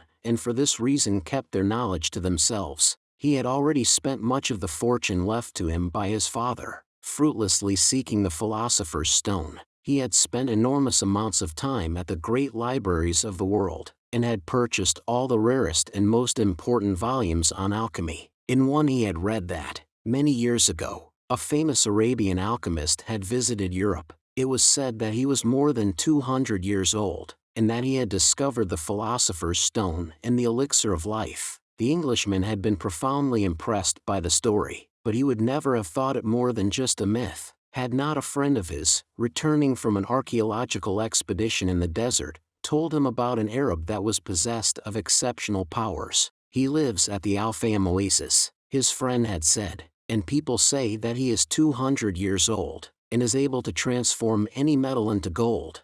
The Englishman could not contain his excitement. He cancelled all his commitments and pulled together the most important of his books, and now here he was, sitting inside a dusty, smelly warehouse. Outside, a huge caravan was being prepared for a crossing of the Sahara, and was scheduled to pass through Al-Fayum. I'm going to find that damned alchemist, the Englishman thought, and the odor of the animals became a bit more tolerable. A young Arab, also loaded down with baggage, entered, and greeted the Englishman. "Where are you bound?" asked the young Arab. "I'm going into the desert," the man answered, turning back to his reading. He didn't want any conversation at this point. What he needed to do was review all he had learned over the years, because the alchemist would certainly put him to the test. The young Arab took out a book and began to read. The book was written in Spanish. "That's good," thought the Englishman. He spoke Spanish better than Arabic, and, if this boy was going to Al-Fayum, there would be someone to talk to when there were no other important things to do. "That's strange," said the boy, as he tried once again to read the burial scene that began the book. "I've been trying for 2 years to read this book, and I never get past these first few pages." Even without a king to provide an interruption, he was unable to concentrate. He still had some doubts about the decision he had made, but he was able to understand one thing: making a decision was only the beginning of things. When someone makes a decision, he is really diving into a strong current that will carry him to places he had never dreamed of when he first made the decision. "When I decided to seek out my treasure, I never imagined that I'd wind up working in a crystal shop," he thought, "and joining this caravan may have been my decision, but where it goes is going to be a mystery to me." Nearby was the Englishman, reading a book. He seemed unfriendly, and had looked irritated when the boy had entered. They might even have become friends, but the Englishman closed off the conversation. The boy closed his book. He felt that he didn't want to do anything that might make him look like the Englishman. He took Urim and Thummim from his pocket, and began playing with them. The stranger shouted, "Urim and Thummim!" In a flash the boy put them back in his pocket. "They're not for sale," he said. "They're not worth much," the Englishman answered. "They're only made of rock crystal, and there are millions of rock crystals in the earth. But those who know about such things would know that those are Urim and Thummim. I didn't know that they had them in this part of the world. They were given to me as a present by a king," the boy said. The stranger didn't answer. Instead, he put his hand in his pocket, and took out 2 stones that were the same as the boy's. "Did you say a king?" he asked. "I guess you don't believe that a king would talk to someone like me." "A shepherd," he said, wanting to end the conversation. Not at all. It was shepherds who were the first to recognize a king that the rest of the world refused to acknowledge. So, it's not surprising that kings would talk to shepherds. And he went on, fearing that the boy wouldn't understand what he was talking about. "It's in the Bible, the same book that taught me about Urim and Thummim. These stones were the only form of divination permitted by God. The priests carried them in a golden breastplate." The boy was suddenly happy to be there at the warehouse. "Maybe this is an omen," said the Englishman, half aloud. "Who told you about omens?" The boy's interest was increasing by the moment. "Everything in life is an omen," said the Englishman, now closing the journal he was reading. "There is a universal language, understood by everybody, but already forgotten. I am in search of that universal language, among other things. That's why I'm here. I have to find a man who knows that universal language." An alchemist. The conversation was interrupted by the warehouse boss. "You're in luck, you too," the fat Arab said. "There's a caravan leaving today for Al-Fayum, but I'm going to Egypt," the boy said. "Al-Fayum is in Egypt," said the Arab. "What kind of Arab are you?" "That's a good luck omen," the Englishman said, after the fat Arab had gone out. "If I could, I'd write a huge encyclopedia just about the words luck and coincidence. It's with those words that the universal language is written." He told the boy it was no coincidence that he had met him with Urim and Thummim in his hand, and he asked the boy if he, too, were in search of the alchemist. "I'm looking for a treasure," said the boy, and he immediately regretted having said it. but the Englishman appeared not to attach any importance to it. "In a way, so am I," he said. "I don't even know what alchemy is," the boy was saying, when the warehouse boss called to them to come outside. "I'm the leader of the caravan," said a dark-eyed, bearded man. "I hold the power of life and death for every person I take with me. The desert is a capricious lady, and sometimes she drives men crazy." There were almost 200 people gathered there, and 400 animals, camels, horses, mules, and fowl. In the crowd were women, children, and a number of men with swords at their belts and rifles slung on their shoulders. The Englishman had several suitcases filled with books. There was a babble of noise, and the leader had to repeat himself several times for everyone to understand what he was saying. "There are a lot of different people here, and each has his own god, but the only God I serve is Allah, and in his name I swear that I will do everything possible once again to win out over the desert. But I want each and every one of you to swear by the God you believe in that you will follow my orders no matter what. In the desert, disobedience means death." There was a murmur from the crowd. Each was swearing quietly to his or her own God. The boy swore to Jesus Christ. The Englishman said nothing, and the murmur lasted longer than a simple vow would have. The people were also praying to heaven for protection. A long note was sounded on a bugle, and everyone mounted up. The boy and the Englishman had bought camels, and climbed uncertainly onto their backs. The boy felt sorry for the Englishman's camel, loaded down as he was with the cases of books. "There's no such thing as coincidence," said the Englishman, picking up the conversation where it had been interrupted in the warehouse. "I'm here because a friend of mine heard of an Arab who—" But the caravan began to move, and it was impossible to hear what the Englishman was saying. The boy knew what he was about to describe, though, the mysterious chain that links one thing to another, the same chain that had caused him to become a shepherd, that had caused his recurring dream, that had brought him to a city near Africa, to find a king, and to be robbed in order to meet a crystal merchant. And, the closer one gets to realizing his personal legend, the more that personal legend becomes his true reason for being, thought the boy. The caravan moved toward the east. It traveled during the morning, halted when the sun was at its strongest, and resumed late in the afternoon. The boy spoke very little with the Englishman, who spent most of his time with his books. The boy observed in silence the progress of the animals and people across the desert. Now everything was quite different from how it was that day they had set out. Then, there had been confusion and shouting, the cries of children and the whinnying of animals, all mixed with the nervous orders of the guides and the merchants. But, in the desert, there was only the sound of the eternal wind, and of the hoofbeats of the animals. Even the guides spoke very little to one another. "I've crossed these sands many times," said one of the camel drivers one night, "but the desert is so huge, and the horizons so distant, that they make a person feel small, and as if he should remain silent." The boy understood intuitively what he meant, even without ever having set foot in the desert before. Whenever he saw the sea, or a fire, he fell silent, impressed by their elemental force. "I've learned things from the sheep, and I've learned things from crystal," he thought. "I can learn something from the desert, too. It seems old and wise." The wind never stopped, and the boy remembered the day he had sat at the fort in Tarifa with this same wind blowing in his face. It reminded him of the wool from his sheep who were now seeking food and water in the fields of Andalusia, as they always had. "They're not my sheep anymore," he said to himself, without nostalgia. "They must be used to their new shepherd, and have probably already forgotten me. That's good. Creatures like the sheep, that are used to traveling, know about moving on."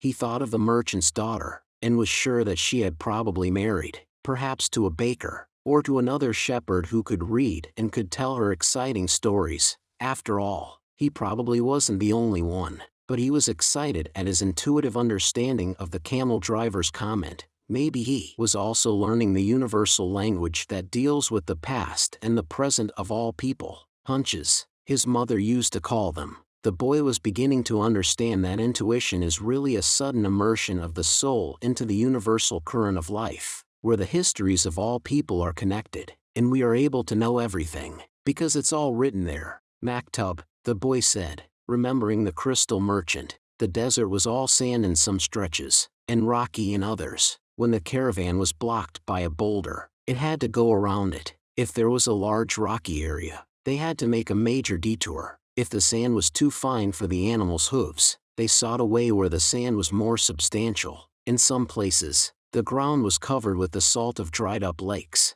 The animals balked at such places, and the camel drivers were forced to dismount and unburden their charges. The drivers carried the freight themselves over such treacherous footing, and then reloaded the camels. If a guide were to fall ill or die, the camel drivers would draw lots and appoint a new one. But all this happened for one basic reason: no matter how many detours and adjustments it made, the caravan moved toward the same compass point. Once obstacles were overcome, it returned to its course, sighting on a star that indicated the location of the oasis. When the people saw that star shining in the morning sky, they knew they were on the right course toward water, palm trees, shelter, and other people. It was only the Englishman who was unaware of all this. He was, for the most part, immersed in reading his books. The boy, too, had his book, and he had tried to read it during the first few days of the journey, but he found it much more interesting to observe the caravan and listen to the wind.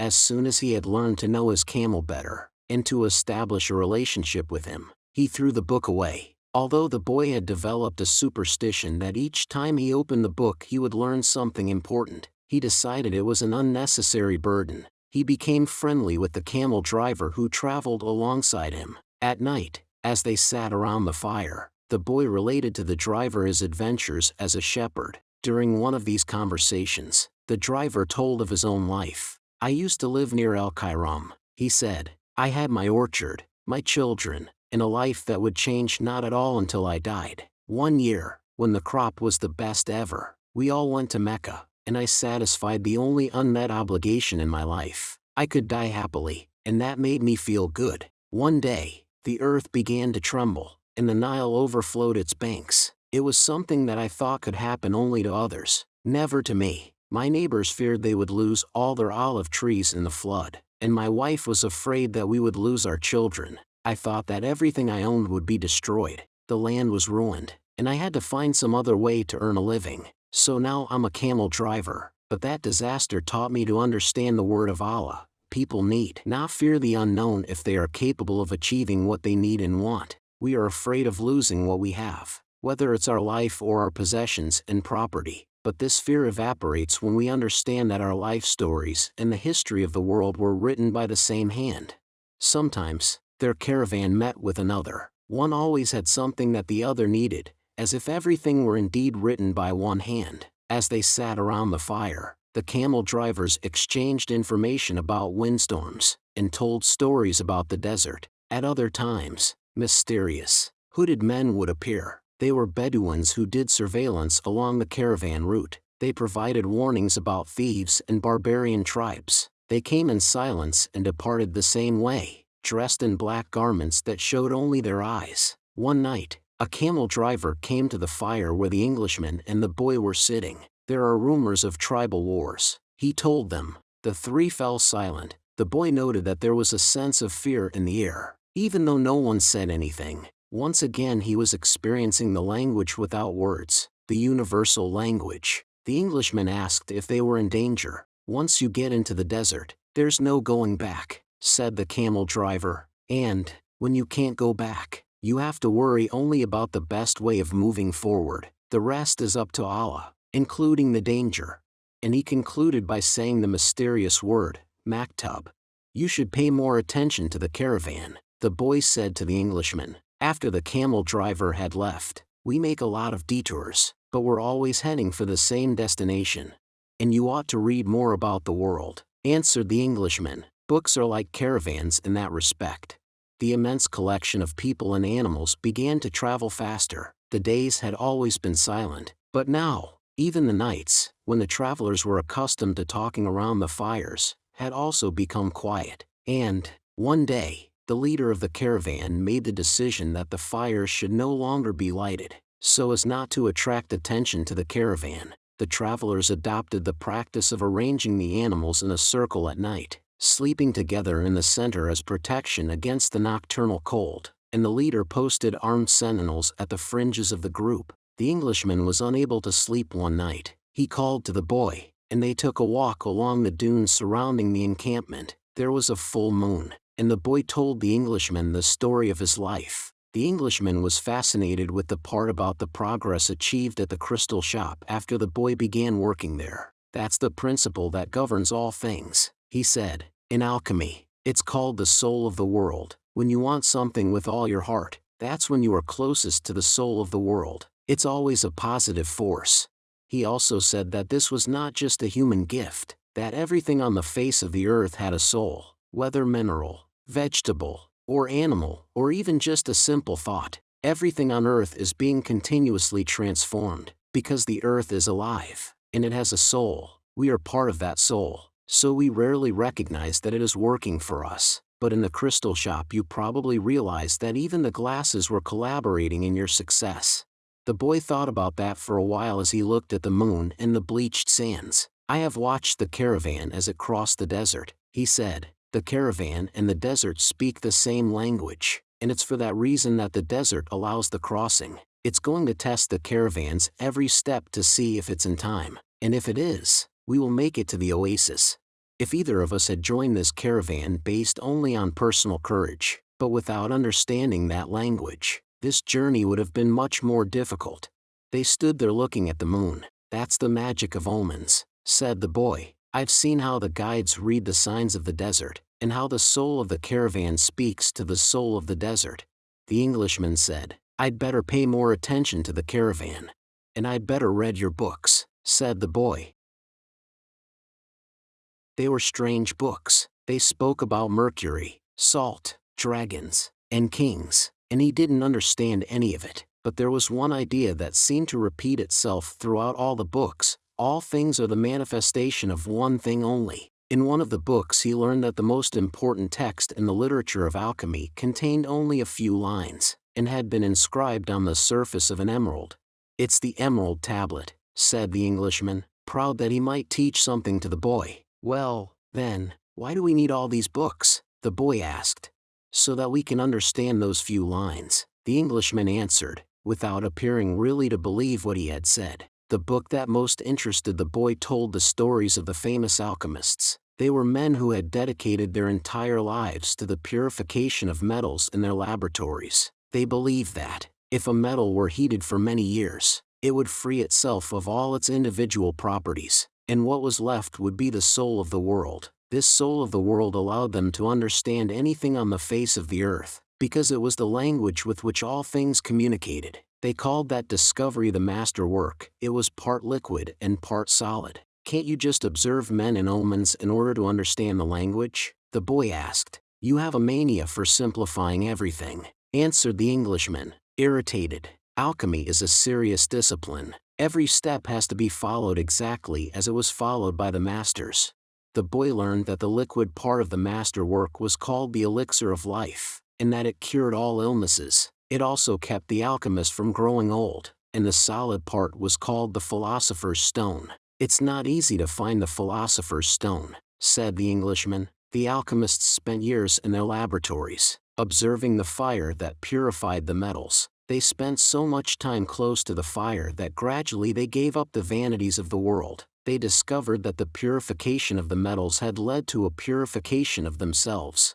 Purification of themselves. The boy thought about the crystal merchant. He had said that it was a good thing for the boy to clean the crystal pieces, so that he could free himself from negative thoughts. The boy was becoming more and more convinced that alchemy could be learned in one's daily life. "Also," said the Englishman, "the philosopher's stone has a fascinating property. A small sliver of the stone can transform large quantities of metal into gold." Having heard that, the boy became even more interested in alchemy. He thought that, with some patience, he'd be able to transform everything into gold. He read the lives of the various people who had succeeded in doing so: Helvetius, Elias, Fulcanelli, and Geber. They were fascinating stories. Each of them lived out his personal legend to the end. They traveled, spoke with wise men, performed miracles for the incredulous, and owned the philosopher's stone and the elixir of life. But when the boy wanted to learn how to achieve the master work, he became completely lost. There were just drawings, coded instructions, and obscure texts. Why do they make things so complicated? He asked the Englishman one night. The boy had noticed that the Englishman was irritable and missed his books, so that those who have the responsibility for understanding can understand. He said, "Imagine if everyone went around transforming lead into gold. Gold would lose its value. It's only those who are persistent and willing to study things deeply who achieve the master work. That's why I'm here in the middle of the desert. I'm seeking a true alchemist who will help me to decipher the codes." When were these books written? The boy asked. Many centuries ago. They didn't have the printing press in those days. The boy argued. There was no way for everybody to know about alchemy. Why did they use such strange language, with so many drawings? The Englishman didn't answer him directly. He said that for the past few days he had been paying attention to how the caravan operated, but that he hadn't learned anything new. The only thing he had noticed was that talk of war was becoming more and more frequent. Then one day the boy returned the books to the Englishman. "Did you learn anything?" the Englishman asked, eager to hear what it might be. He needed someone to talk to so as to avoid thinking about the possibility of war. "I learned that the world has a soul, and that whoever understands that soul can also understand the language of things. I learned that many alchemists realized their personal legends, and wound up discovering the soul of the world, the philosopher's stone, and the elixir of life. But, above all, I learned that these things are all so simple that they could be written on the surface of an emerald." The Englishman was disappointed. The years of research, the magic symbols, the strange words, and the laboratory equipment, none of this had made an impression on the boy. His soul must be too primitive to understand those things, he thought. He took back his books and packed them away again in their bags. "Go back to watching the caravan," he said. "That didn't teach me anything, either." The boy went back to contemplating the silence of the desert, and the sand raised by the animals. "Everyone has his or her own way of learning things," he said to himself. "His way isn't the same as mine, nor mine is his, but we're both in search of our personal legends, and I respect him for that." The caravan began to travel day and night. The hooded Bedouins reappeared more and more frequently, and the camel driver, who had become a good friend of the boys, explained that the war between the tribes had already begun. The caravan would be very lucky to reach the oasis. The animals were exhausted, and the men talked among themselves less and less. The silence was the worst aspect of the night. When the mere groan of a camel, which before had been nothing but the groan of a camel, now frightened everyone, because it might signal a raid. The camel driver, though, seemed not to be very concerned with the threat of war. "I'm alive," he said to the boy, as they ate a bunch of dates one night, with no fires and no moon. "When I'm eating, that's all I think about. If I'm on the march, I just concentrate on marching. If I have to fight, it will be just as good a day to die as any other. Because I don't live in either my past or my future. I'm interested only in the present. If you can concentrate always on the present, you'll be a happy man. You'll see that there is life in the desert, that there are stars in the heavens, and that tribesmen fight because they are part of the human race. Life will be a party for you, a grand festival, because life is the moment we're living right now." 2 nights later, as he was getting ready to bed down, the boy looked for the star they followed every night. He thought that the horizon was a bit lower than it had been, because he seemed to see stars on the desert itself. "It's the oasis," said the camel driver. "Well, why don't we go there right now?" the boy asked. "Because we have to sleep." The boy awoke as the sun rose. There, in front of him, where the small stars had been the night before, was an endless row of date palms, stretching across the entire desert.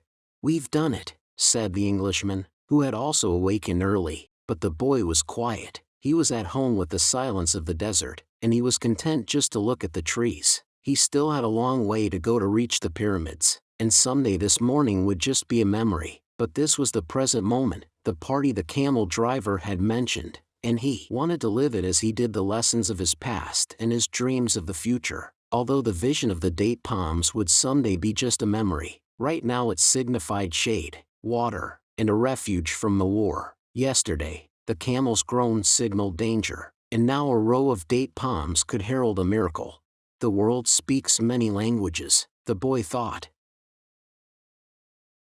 The times rush past, and so do the caravans, thought the alchemist, as he watched the hundreds of people and animals arriving at the oasis. People were shouting at the new arrivals, dust obscured the desert sun, and the children of the oasis were bursting with excitement at the arrival of the strangers. The alchemist saw the tribal chiefs greet the leader of the caravan, and converse with him at length, but none of that mattered to the alchemist. He had already seen many people come and go, and the desert remained as it was. He had seen kings and beggars walking the desert sands. The dunes were changed constantly by the wind, yet these were the same sands he had known since he was a child. He always enjoyed seeing the happiness that the travelers experienced when, after weeks of yellow sand and blue sky, they first saw the green of the date palms. Maybe God created the desert so that man could appreciate the date trees, he thought. He decided to concentrate on more practical matters. He knew that in the caravan there was a man to whom he was to teach some of his secrets. The omens had told him so. He didn't know the man yet, but his practiced eye would recognize him when he appeared. He hoped that it would be someone as capable as his previous apprentice. I don't know why these things have to be transmitted by word of mouth, he thought. It wasn't exactly that they were secrets. God revealed his secrets easily to all his creatures.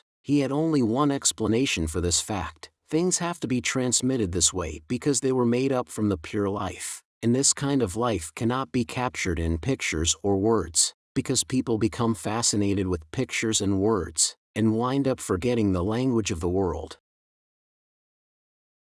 The boy couldn't believe what he was seeing. The oasis, rather than being just a well surrounded by a few palm trees, as he had seen once in a geography book, was much larger than many towns back in Spain. There were 300 wells, 50,000 date trees, and innumerable colored tents spread among them. It looks like 1,001 nights, said the Englishman, impatient to meet with the alchemist. They were surrounded by children, curious to look at the animals and people that were arriving. The men of the oasis wanted to know if they had seen any fighting, and the women competed with one another for access to the cloth and precious stones brought by the merchants. The silence of the desert was a distant dream. The travelers in the caravan were talking incessantly, laughing and shouting, as if they had emerged from the spiritual world and found themselves once again in the world of people. They were relieved and happy. They had been taking careful precautions in the desert, but the camel driver explained to the boy that oases were always considered to be neutral territories, because the majority of the inhabitants were women and children.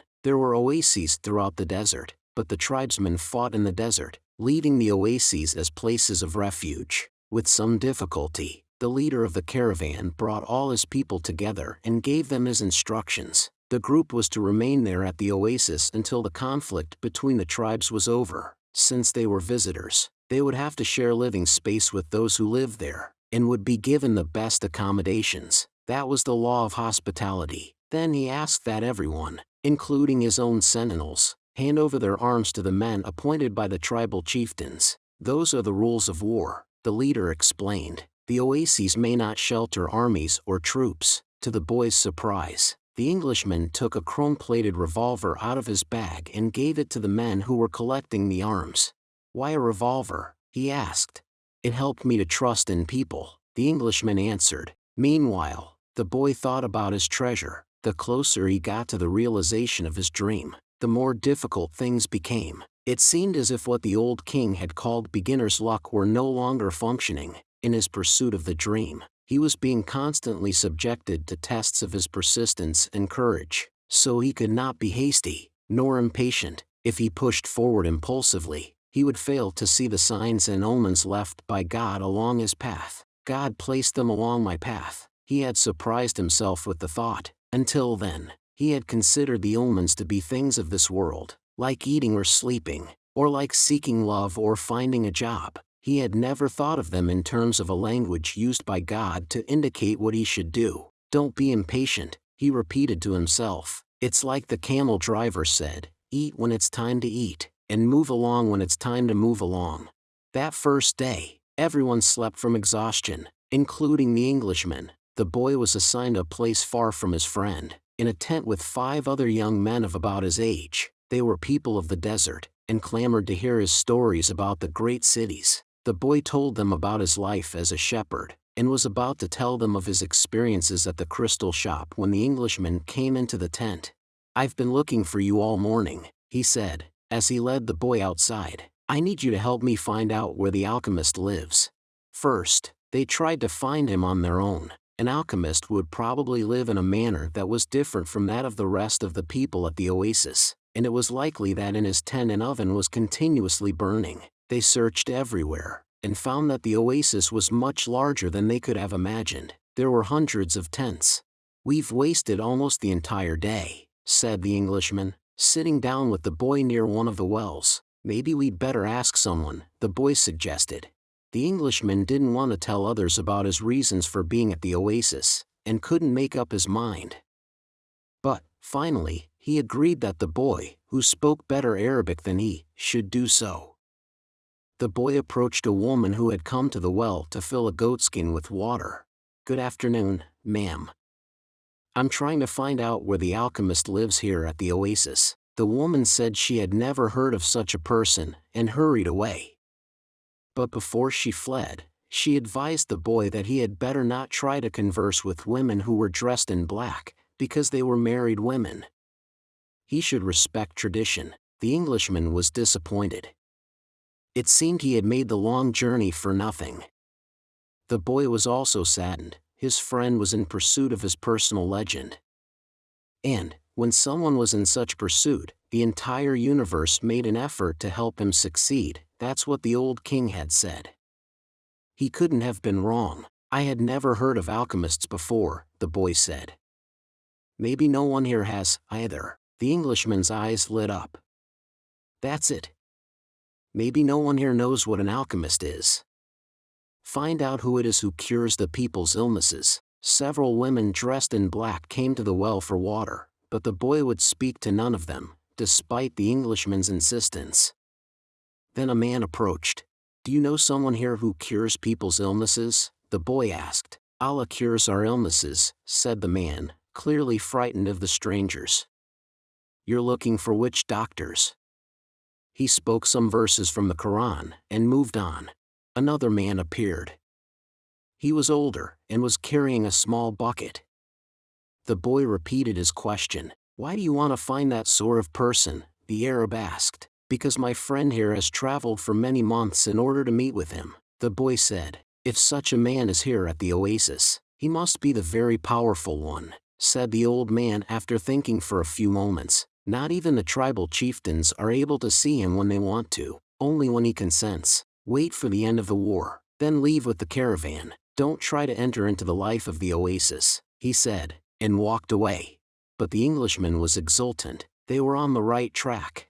Finally, a young woman approached who was not dressed in black. She had a vessel on her shoulder, and her head was covered by a veil, but her face was uncovered. The boy approached her to ask about the alchemist. At that moment, it seemed to him that time stood still, and the soul of the world surged within him, when he looked into her dark eyes, and saw that her lips were poised between a laugh and silence. He learned the most important part of the language that all the world spoke, the language that everyone on earth was capable of understanding in their heart. It was love, something older than humanity, more ancient than the desert, something that exerted the same force whenever two pairs of eyes met, as had theirs here at the well. She smiled, and that was certainly an omen, the omen he had been awaiting, without even knowing he was, for all his life, the omen he had sought to find with his sheep and in his books, in the crystals and in the silence of the desert. It was the pure language of the world. It required no explanation,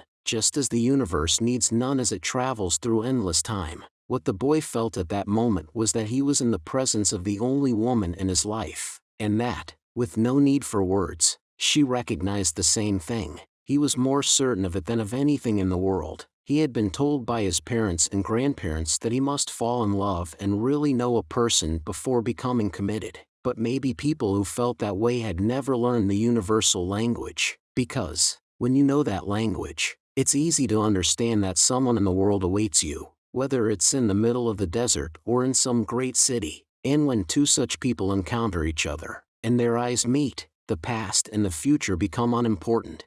There is only that moment, and the incredible certainty that everything under the sun has been written by one hand only. It is the hand that evokes love, and creates a twin soul for every person in the world. Without such love, one's dreams would have no meaning. Maktub, thought the boy. The Englishman shook the boy. Come on, ask her. The boy stepped closer to the girl, and when she smiled, he did the same. What's your name? He asked. Fatima, the girl said, averting her eyes. That's what some women in my country are called. It's the name of the Prophet's daughter, Fatima said. The invaders carried the name everywhere. The beautiful girl spoke of the invaders with pride. The Englishman prodded him, and the boy asked her about the man who cured people's illnesses. That's the man who knows all the secrets of the world, she said. He communicates with the genies of the desert.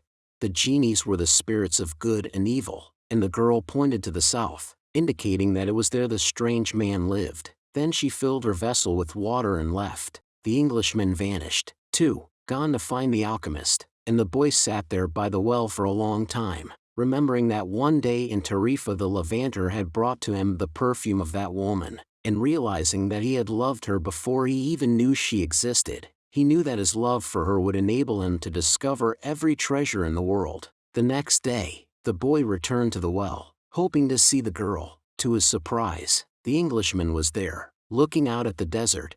I waited all afternoon and evening, he said. He appeared with the first stars of evening. I told him what I was seeking, and he asked me if I had ever transformed lead into gold. I told him that was what I had come here to learn. He told me I should try to do so. That's all he said. Go and try. The boy didn't say anything. The poor Englishman had traveled all this way, only to be told that he should repeat what he had already done so many times. So, then try, he said to the Englishman. That's what I'm going to do. I'm going to start now. As the Englishman left, Fatima arrived and filled her vessel with water.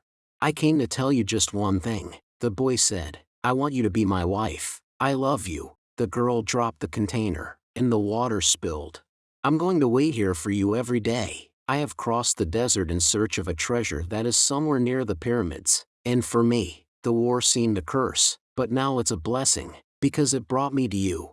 The war is going to end someday, the girl said. The boy looked around him at the date palms. He reminded himself that he had been a shepherd, and that he could be a shepherd again. Fatima was more important than his treasure.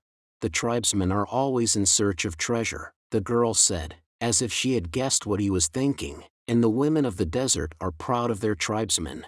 She refilled her vessel and left. The boy went to the well every day to meet with Fatima. He told her about his life as a shepherd, about the king, and about the crystal shop. They became friends, and except for the 15 minutes he spent with her, each day seemed that it would never pass. When he had been at the oasis for almost a month, the leader of the caravan called a meeting of all of the people traveling with him.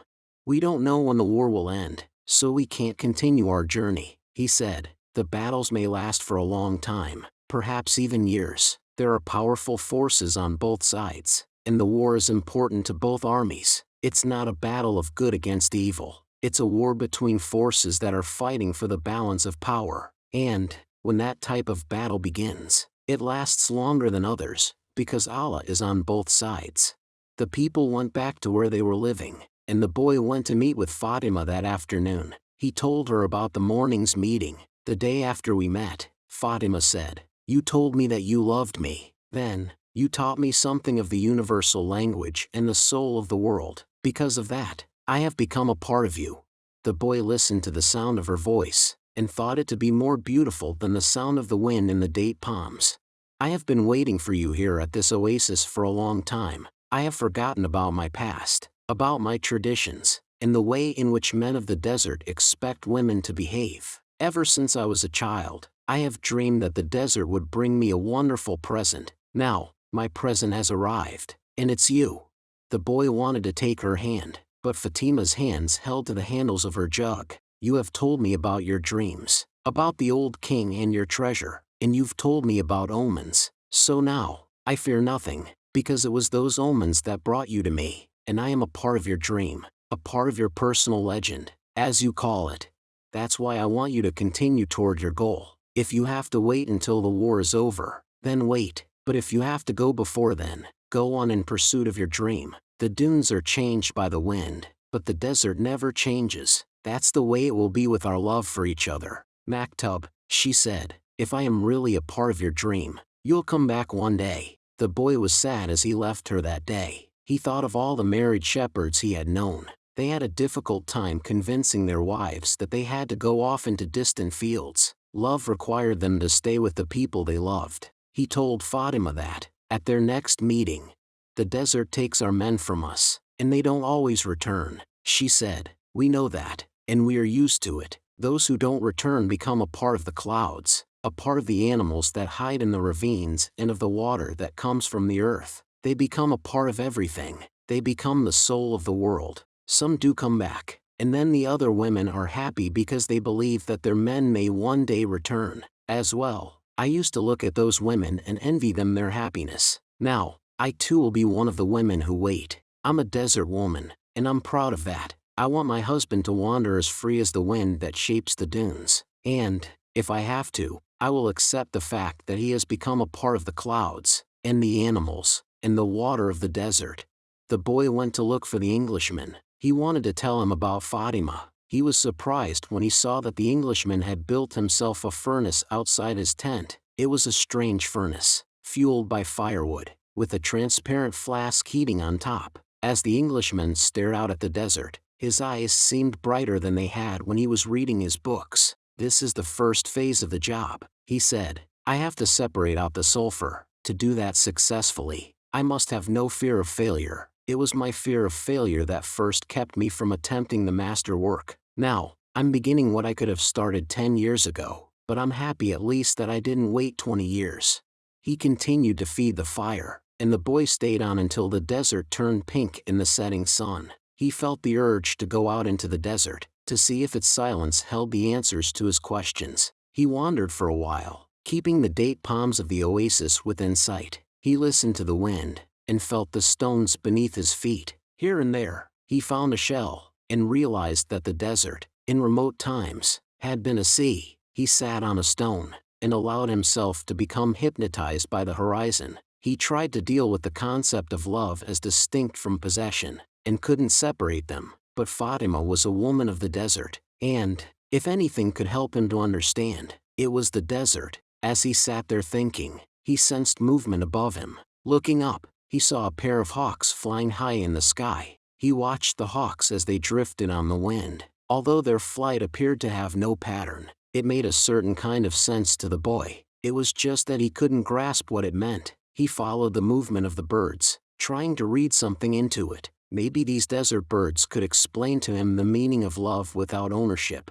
He felt sleepy. In his heart, he wanted to remain awake, but he also wanted to sleep. I am learning the language of the world, and everything in the world is beginning to make sense to me. Even the flight of the hawks, he said to himself. And, in that mood, he was grateful to be in love. When you are in love, things make even more sense, he thought. Suddenly, one of the hawks made a flashing dive through the sky, attacking the other. As it did so, a sudden, fleeting image came to the boy, an army, with its swords at the ready, riding into the oasis. The vision vanished immediately, but it had shaken him. He had heard people speak of mirages, and had already seen some himself. They were desires that, because of their intensity, materialized over the sands of the desert, but he certainly didn't desire that an army invade the oasis. He wanted to forget about the vision, and return to his meditation. He tried again to concentrate on the pink shades of the desert, and its stones, but there was something there in his heart that wouldn't allow him to do so. Always heed the omens, the old king had said. The boy recalled what he had seen in the vision, and sensed that it was actually going to occur. He rose, and made his way back toward the palm trees. Once again, he perceived the many languages in the things about him. This time, the desert was safe, and it was the oasis that had become dangerous. The camel driver was seated at the base of a palm tree, observing the sunset. He saw the boy appear from the other side of the dunes. An army is coming, the boy said. I had a vision. The desert fills men's hearts with visions, the camel driver answered. But the boy told him about the hawks, that he had been watching their flight and had suddenly felt himself to have plunged to the soul of the world. The camel driver understood what the boy was saying. He knew that any given thing on the face of the earth could reveal the history of all things. One could open a book to any page, or look at a person's hand. One could turn a card, or watch the flight of the birds. Whatever the thing observed, one could find a connection with his experience of the moment. Actually, it wasn't that those things, in themselves, revealed anything at all. It was just that people, looking at what was occurring around them, could find a means of penetration to the soul of the world. The desert was full of men who earned their living based on the ease with which they could penetrate to the soul of the world. They were known as seers, and they were held in fear by women and the elderly. Tribesmen were also wary of consulting them, because it would be impossible to be effective in battle if one knew that he was fated to die. The tribesmen preferred the taste of battle, and the thrill of not knowing what the outcome would be. The future was already written by Allah, and what he had written was always for the good of man. So the tribesmen lived only for the present, because the present was full of surprises, and they had to be aware of many things. Where was the enemy's sword? Where was his horse? What kind of blow should one deliver next in order to remain alive? The camel driver was not a fighter, and he had consulted with seers. Many of them had been right about what they said, while some had been wrong. Then, one day, the oldest seer he had ever sought out, and the one most to be feared, had asked why the camel driver was so interested in the future. "Well, so I can do things," he had responded, "and so I can change those things that I don't want to happen. But then they wouldn't be a part of your future." The seer had said, "Well, maybe I just want to know the future so I can prepare myself for what's coming. If good things are coming, they will be a pleasant surprise," said the seer. "If bad things are, and you know in advance, you will suffer greatly before they even occur.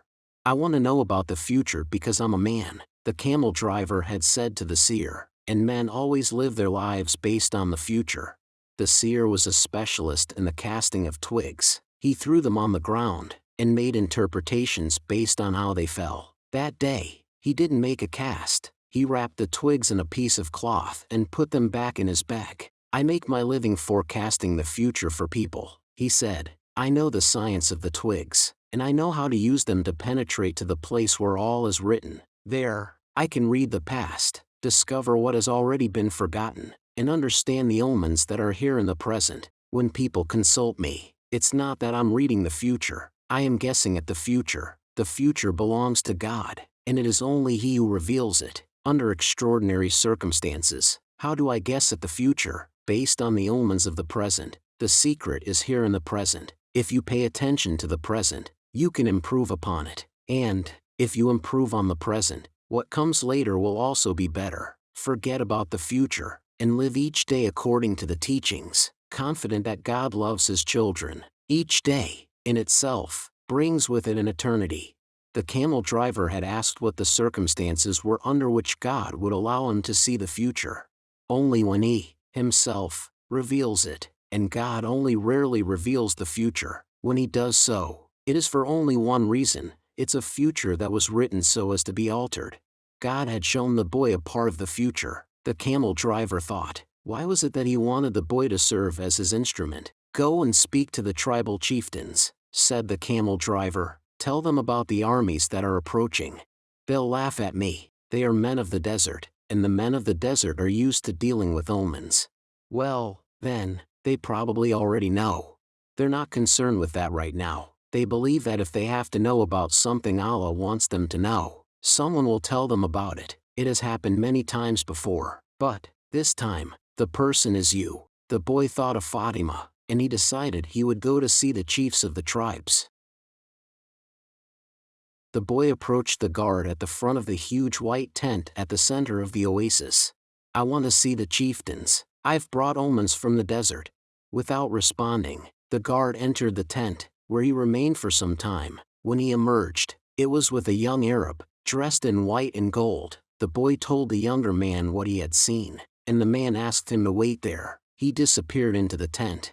Night fell, and an assortment of fighting men and merchants entered and exited the tent. One by one, the campfires were extinguished, and the oasis fell as quiet as the desert. Only the lights in the great tent remained. During all this time, the boy thought about Fatima, and he was still unable to understand his last conversation with her. Finally, after hours of waiting, The guard bade the boy enter. The boy was astonished by what he saw inside. Never could he have imagined that, there in the middle of the desert, there existed a tent like this one. The ground was covered with the most beautiful carpets he had ever walked upon, and from the top of the structure hung lamps of hand-wrought gold, each with a lighted candle. The tribal chieftains were seated at the back of the tent in a semicircle, resting upon richly embroidered silk cushions. Servants came and went with silver trays laden with spices and tea. Other servants maintained the fires in the hookahs. The atmosphere was suffused with the sweet scent of smoke.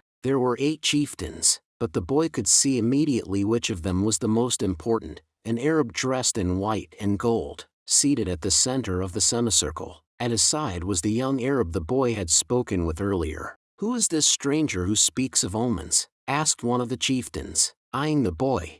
"It is I," the boy answered, and he told what he had seen. "Why would the desert reveal such things to a stranger, when it knows that we have been here for generations?" said another of the chieftains. "Because my eyes are not yet accustomed to the desert," the boy said. "I can see things that eyes habituated to the desert might not see. And also because I know about the soul of the world," he thought to himself. "The oasis is neutral ground. No one attacks an oasis," said a third chieftain. "I can only tell you what I saw. If you don't want to believe me, you don't have to do anything about it."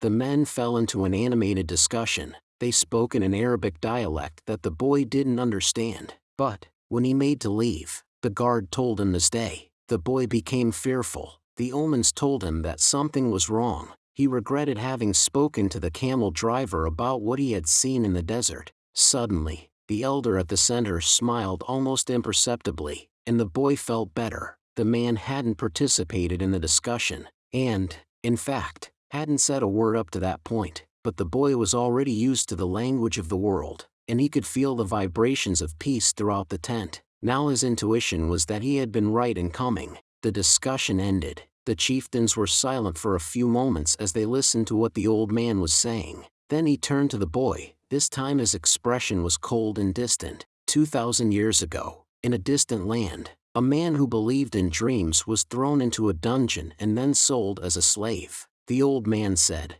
Now in the dialect the boy understood. Our merchants bought that man and brought him to Egypt. All of us know that whoever believes in dreams also knows how to interpret them. The elder continued. When the pharaoh dreamed of cows that were thin and cows that were fat, this man I'm speaking of rescued Egypt from famine. His name was Joseph. He, too, was a stranger in a strange land, like you, and he was probably about your age. He paused, and his eyes were still unfriendly. We always observe the tradition. The tradition saved Egypt from famine in those days, and made the Egyptians the wealthiest of peoples. The tradition teaches men how to cross the desert, and how their children should marry. The tradition says that an oasis is neutral territory, because both sides have oases, and so both are vulnerable. No one said a word as the old man continued.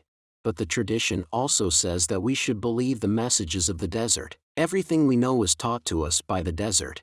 The old man gave a signal, and everyone stood. The meeting was over. The hookahs were extinguished, and the guards stood at attention. The boy made ready to leave, but the old man spoke again. Tomorrow, we are going to break the agreement that says that no one at the oasis may carry arms. Throughout the entire day we will be on the lookout for our enemies. When the sun sets, the men will once again surrender their arms to me. For every 10 dead men among our enemies, you will receive a piece of gold. But arms cannot be drawn unless they also go into battle. Arms are as capricious as the desert, and, if they are not used, the next time they might not function. If at least one of them hasn't been used by the end of the day tomorrow, one will be used on you.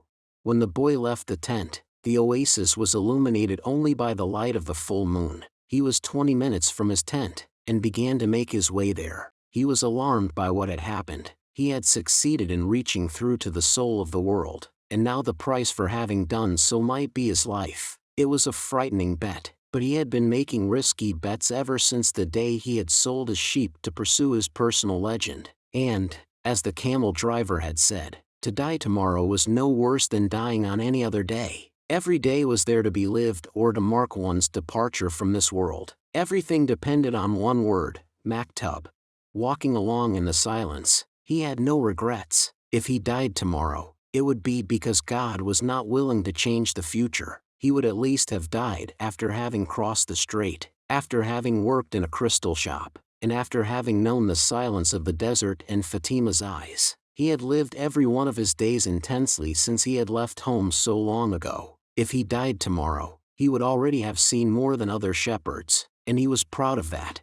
Suddenly he heard a thundering sound, and he was thrown to the ground by a wind such as he had never known. The area was swirling in dust so intense that it hid the moon from view. Before him was an enormous white horse, rearing over him with a frightening scream. When the blinding dust had settled a bit, the boy trembled at what he saw. Astride the animal was a horseman dressed completely in black, with a falcon perched on his left shoulder. He wore a turban and his entire face, except for his eyes, was covered with a black kerchief. He appeared to be a messenger from the desert, but his presence was much more powerful than that of a mere messenger. The strange horseman drew an enormous, curved sword from a scabbard mounted on his saddle. The steel of its blade glittered in the light of the moon. "Who dares to read the meaning of the flight of the hawks?" he demanded, so loudly that his words seemed to echo through the 50,000 palm trees of Alfam. "It is I who dared to do so," said the boy. He was reminded of the image of Santiago Matamoros, mounted on his white horse, with the infidels beneath his hooves. This man looked exactly the same, except that now the roles were reversed. "It is I who dared to do so," he repeated, and he lowered his head to receive a blow from the sword. "Many lives will be saved, because I was able to see through to the soul of the world."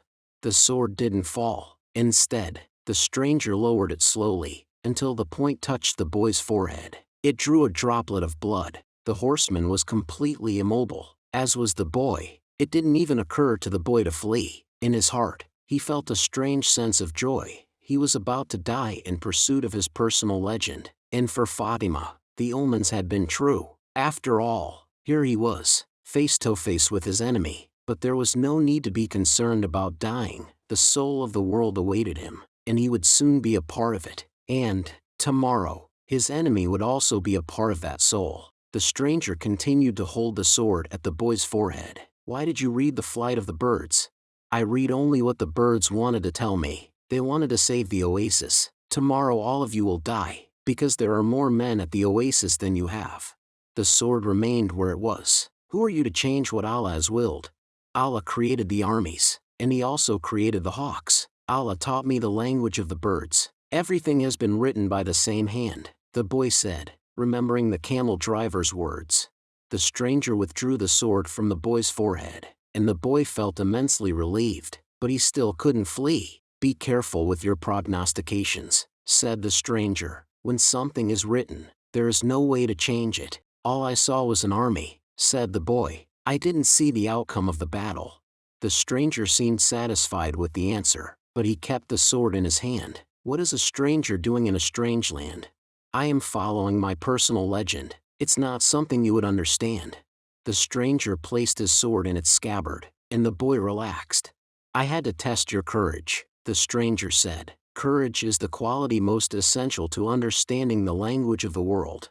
The boy was surprised. The stranger was speaking of things that very few people knew about. "You must not let up, even after having come so far," he continued. "You must love the desert, but never trust it completely, because the desert tests all men. It challenges every step, and kills those who become distracted." What he said reminded the boy of the old king. "If the warriors come here, and your head is still on your shoulders at sunset, come and find me," said the stranger. The same hand that had brandished the sword now held a whip. The horse reared again, raising a cloud of dust. "Where do you live?" shouted the boy. As the horseman rode away, the hand with the whip pointed to the south. The boy had met the alchemist.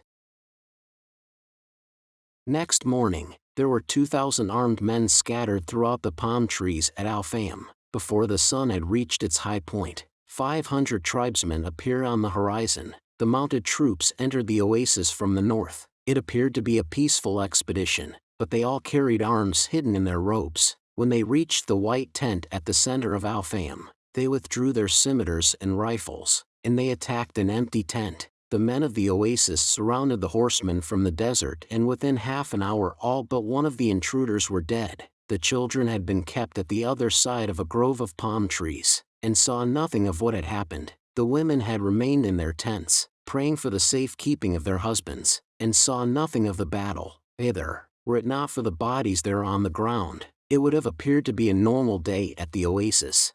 The only tribesman spared was the commander of the battalion. That afternoon, he was brought before the tribal chieftains, who asked him why he had violated the tradition. The commander said that his men had been starving and thirsty, exhausted from many days of battle, and had decided to take the oasis so as to be able to return to the war. The tribal chieftain said that he felt sorry for the tribesmen, but that the tradition was sacred. He condemned the commander to death without honor. Rather than being killed by a blade or a bullet, he was hanged from a dead palm tree, where his body twisted in the desert wind.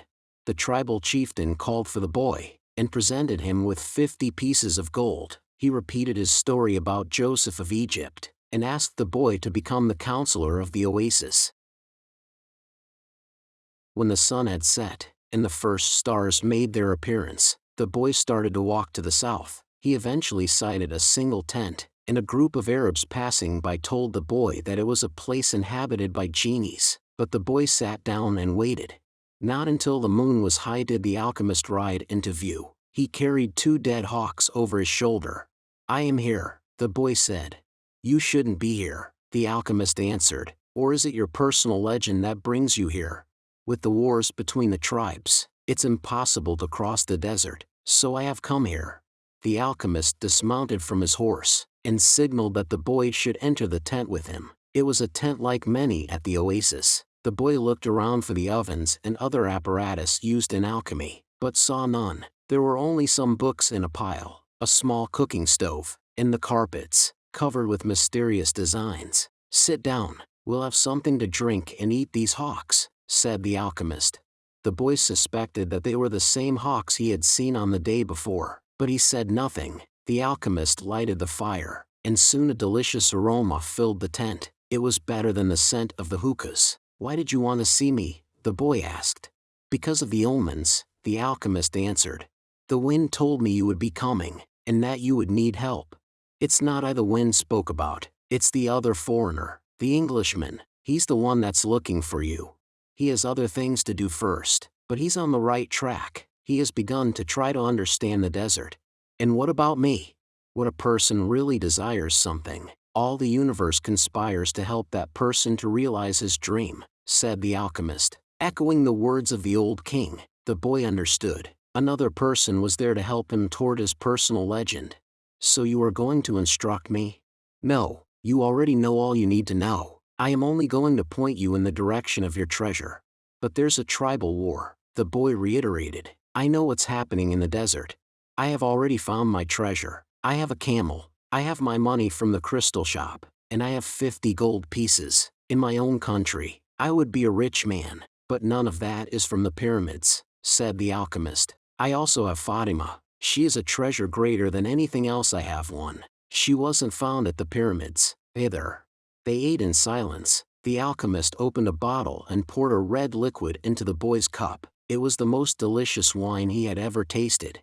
"Isn't wine prohibited here?" the boy asked. "It's not what enters men's mouths that's evil," said the alchemist. "It's what comes out of their mouths that is." The alchemist was a bit daunting, but, as the boy drank the wine, he relaxed. After they finished eating, they sat outside the tent, under a moon so brilliant that it made the stars pale. "Drink and enjoy yourself," said the alchemist, noticing that the boy was feeling happier. "Rest well tonight, as if you were a warrior preparing for combat. Remember that wherever your heart is, there you will find your treasure. You've got to find the treasure, so that everything you have learned along the way can make sense. Tomorrow, sell your camel and buy a horse. Camels are traitorous. They walk thousands of paces and never seem to tire. Then suddenly, they kneel and die. But horses tire bit by bit. You always know how much you can ask of them, and when it is that they are about to die."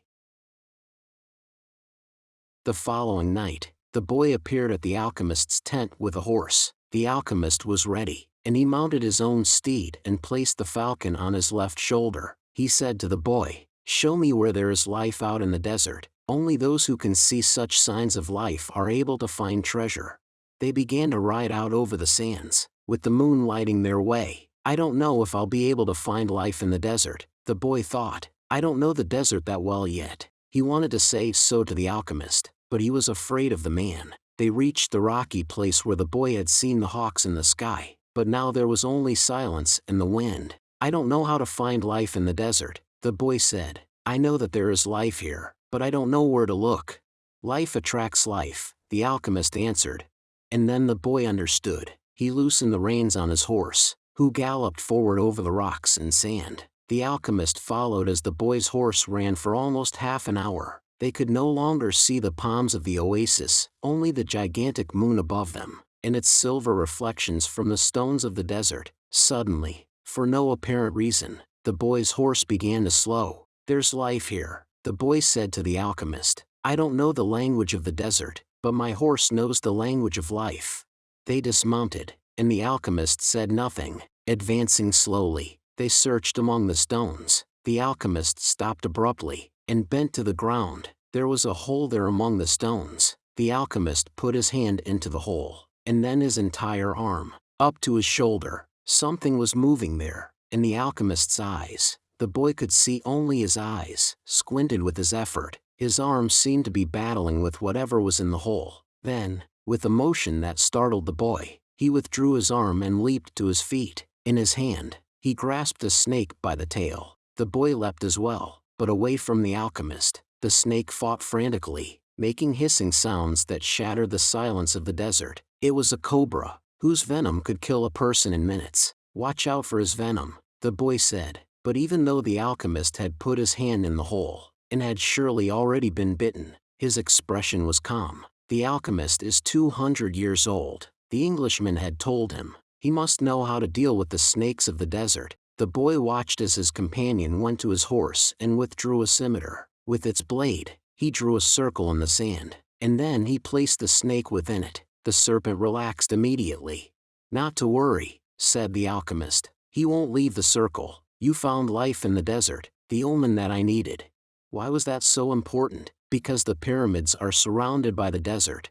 The boy didn't want to talk about the pyramids. His heart was heavy, and he had been melancholy since the previous night. To continue his search for the treasure meant that he had to abandon Fatima. I'm going to guide you across the desert, the alchemist said.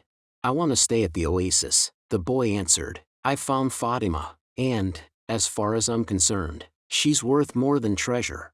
Fatima is a woman of the desert, said the alchemist. She knows that men have to go away in order to return, and she already has her treasure. It's you. Now she expects that you will find what it is you're looking for. Well, what if I decide to stay? Let me tell you what will happen. You'll be the counselor of the oasis. You have enough gold to buy many sheep and many camels. You'll marry Fatima, and you'll both be happy for a year. You'll learn to love the desert, and you'll get to know every one of the 50,000 palms. You'll watch them as they grow, demonstrating how the world is always changing, and you'll get better and better at understanding omens, because the desert is the best teacher there is. Sometime during the second year, you'll remember about the treasure. The omens will begin insistently to speak of it, and you'll try to ignore them. You'll use your knowledge for the welfare of the oasis and its inhabitants. The tribal chieftains will appreciate what you do, and your camels will bring you wealth and power. During the third year, the omens will continue to speak of your treasure and your personal legend. You'll walk around, night after night, at the oasis, and Fatima will be unhappy because she'll feel it was she who interrupted your quest. But you will love her, and she'll return your love. You'll remember that she never asked you to stay, because a woman of the desert knows that she must await her man. So you won't blame her, but many times you'll walk the sands of the desert, thinking that maybe you could have left, that you could have trusted more in your love for Fatima, because what kept you at the oasis was your own fear that you might never come back. At that point, the omens will tell you that your treasure is buried forever. Then, sometime during the fourth year, the omens will abandon you, because you've stopped listening to them. The tribal chieftains will see that, and you'll be dismissed from your position as counselor. But, by then, you'll be a rich merchant, with many camels and a great deal of merchandise. You'll spend the rest of your days knowing that you didn't pursue your personal legend, and that now it's too late. You must understand that love never keeps a man from pursuing his personal legend. If he abandons that pursuit, it's because it wasn't true love, the love that speaks the language of the world.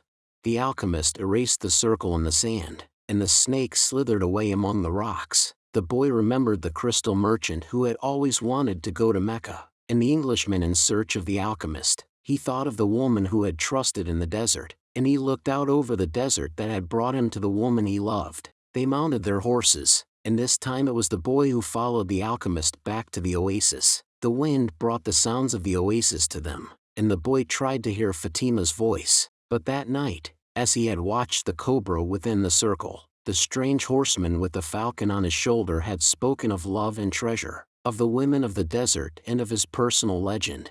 "I'm going with you," the boy said, and he immediately felt peace in his heart. "We'll leave tomorrow before sunrise," was the alchemist's only response. The boy spent a sleepless night. 2 hours before dawn, he awoke one of the boys who slept in his tent, and asked him to show him where Fatima lived. They went to her tent, and the boy gave his friend enough gold to buy a sheep. Then he asked his friend to go into the tent where Fatima was sleeping, and to awaken her and tell her that he was waiting outside. The young Arab did as he was asked, and was given enough gold to buy yet another sheep. "Now leave us alone," said the boy to the young Arab. The Arab returned to his tent to sleep, proud to have helped the counselor of the oasis, and happy at having enough money to buy himself some sheep. Fatima appeared at the entrance to the tent. The two walked out among the palms. The boy knew that it was a violation of the tradition, but that didn't matter to him now. "I'm going away," he said, "and I want you to know that I'm coming back. I love you because—" "Don't say anything," Fatima interrupted. "One is loved because one is loved. No reason is needed for loving." But the boy continued, "I had a dream, and I met with a king. I sold crystal and crossed the desert, and, because the tribes declared war, I went to the well, seeking the alchemist. So, I love you because the entire universe conspired to help me find you." The two embraced. It was the first time either had touched the other. "I'll be back," the boy said. "Before this, I always looked to the desert with longing," said Fatima. "Now it will be with hope. My father went away one day, but he returned to my mother, and he has always come back since then." They said nothing else. They walked a bit farther among the palms, and then the boy left her at the entrance to her tent. "I'll return, just as your father came back to your mother," he said. He saw that Fatima's eyes were filled with tears. "You're crying." "I'm a woman of the desert," she said, averting her face. "But above all, I'm a woman." Fatima went back to her tent, and, when daylight came, she went out to do the chores she had done for years. But everything had changed. The boy was no longer at the oasis, and the oasis would never again have the same meaning it had had only yesterday. It would no longer be a place with 50,000 palm trees and 300 wells, where the pilgrims arrived, relieved at the end of their long journeys. From that day on, the oasis would be an empty place for her. From that day on, it was the desert that would be important. She would look to it every day, and would try to guess which star the boy was following in search of his treasure. She would have to send her kisses on the wind, hoping that the wind would touch the boy's face, and would tell him that she was alive, that she was waiting for him. A woman awaiting a courageous man in search of his treasure. From that day on, the desert would represent only one thing to her, the hope for his return. "Don't think about what you've left behind," the alchemist said to the boy as they began to ride across the sands of the desert. "Everything is written in the soul of the world, and there it will stay forever. Men dream more about coming home than about leaving," the boy said. He was already reaccustomed to the desert's silence. "If what one finds is made of pure matter, it will never spoil, and one can always come back. If what you had found was only a moment of light, like the explosion of a star, you would find nothing on your return." The man was speaking the language of alchemy, but the boy knew that he was referring to Fatima. It was difficult not to think about what he had left behind. The desert, with its endless monotony, put him to dreaming. The boy could still see the palm trees, the wells, and the face of the woman he loved. He could see the Englishman at his experiments, and the camel driver who was a teacher without realizing it. Maybe the alchemist has never been in love, the boy thought. The alchemist rode in front, with the falcon on his shoulder. The bird knew the language of the desert well, and whenever they stopped, he flew off in search of game. On the first day he returned with a rabbit, and on the second with 2 birds. At night, they spread their sleeping gear and kept their fires hidden. The desert nights were cold, and were becoming darker and darker as the phases of the moon passed. They went on for a week, speaking only of the precautions they needed to follow in order to avoid the battles between the tribes. The war continued, and at times the wind carried the sweet, sickly smell of blood. Battles had been fought nearby, and the wind reminded the boy that there was the language of omens always ready to show him what his eyes had failed to observe. On the 7th day, the alchemist decided to make camp earlier than usual. The falcon flew off to find game, and the alchemist offered his water container to the boy. "You are almost at the end of your journey," said the alchemist. "I congratulate you for having pursued your personal legend. And you've told me nothing along the way," said the boy. "I thought you were going to teach me some of the things you know. A while ago, I rode through the desert with a man who had books on alchemy, but I wasn't able to learn anything from them." "There is only one way to learn," the alchemist answered. "It's through action. Everything you need to know you have learned through your journey. You need to learn only one thing more."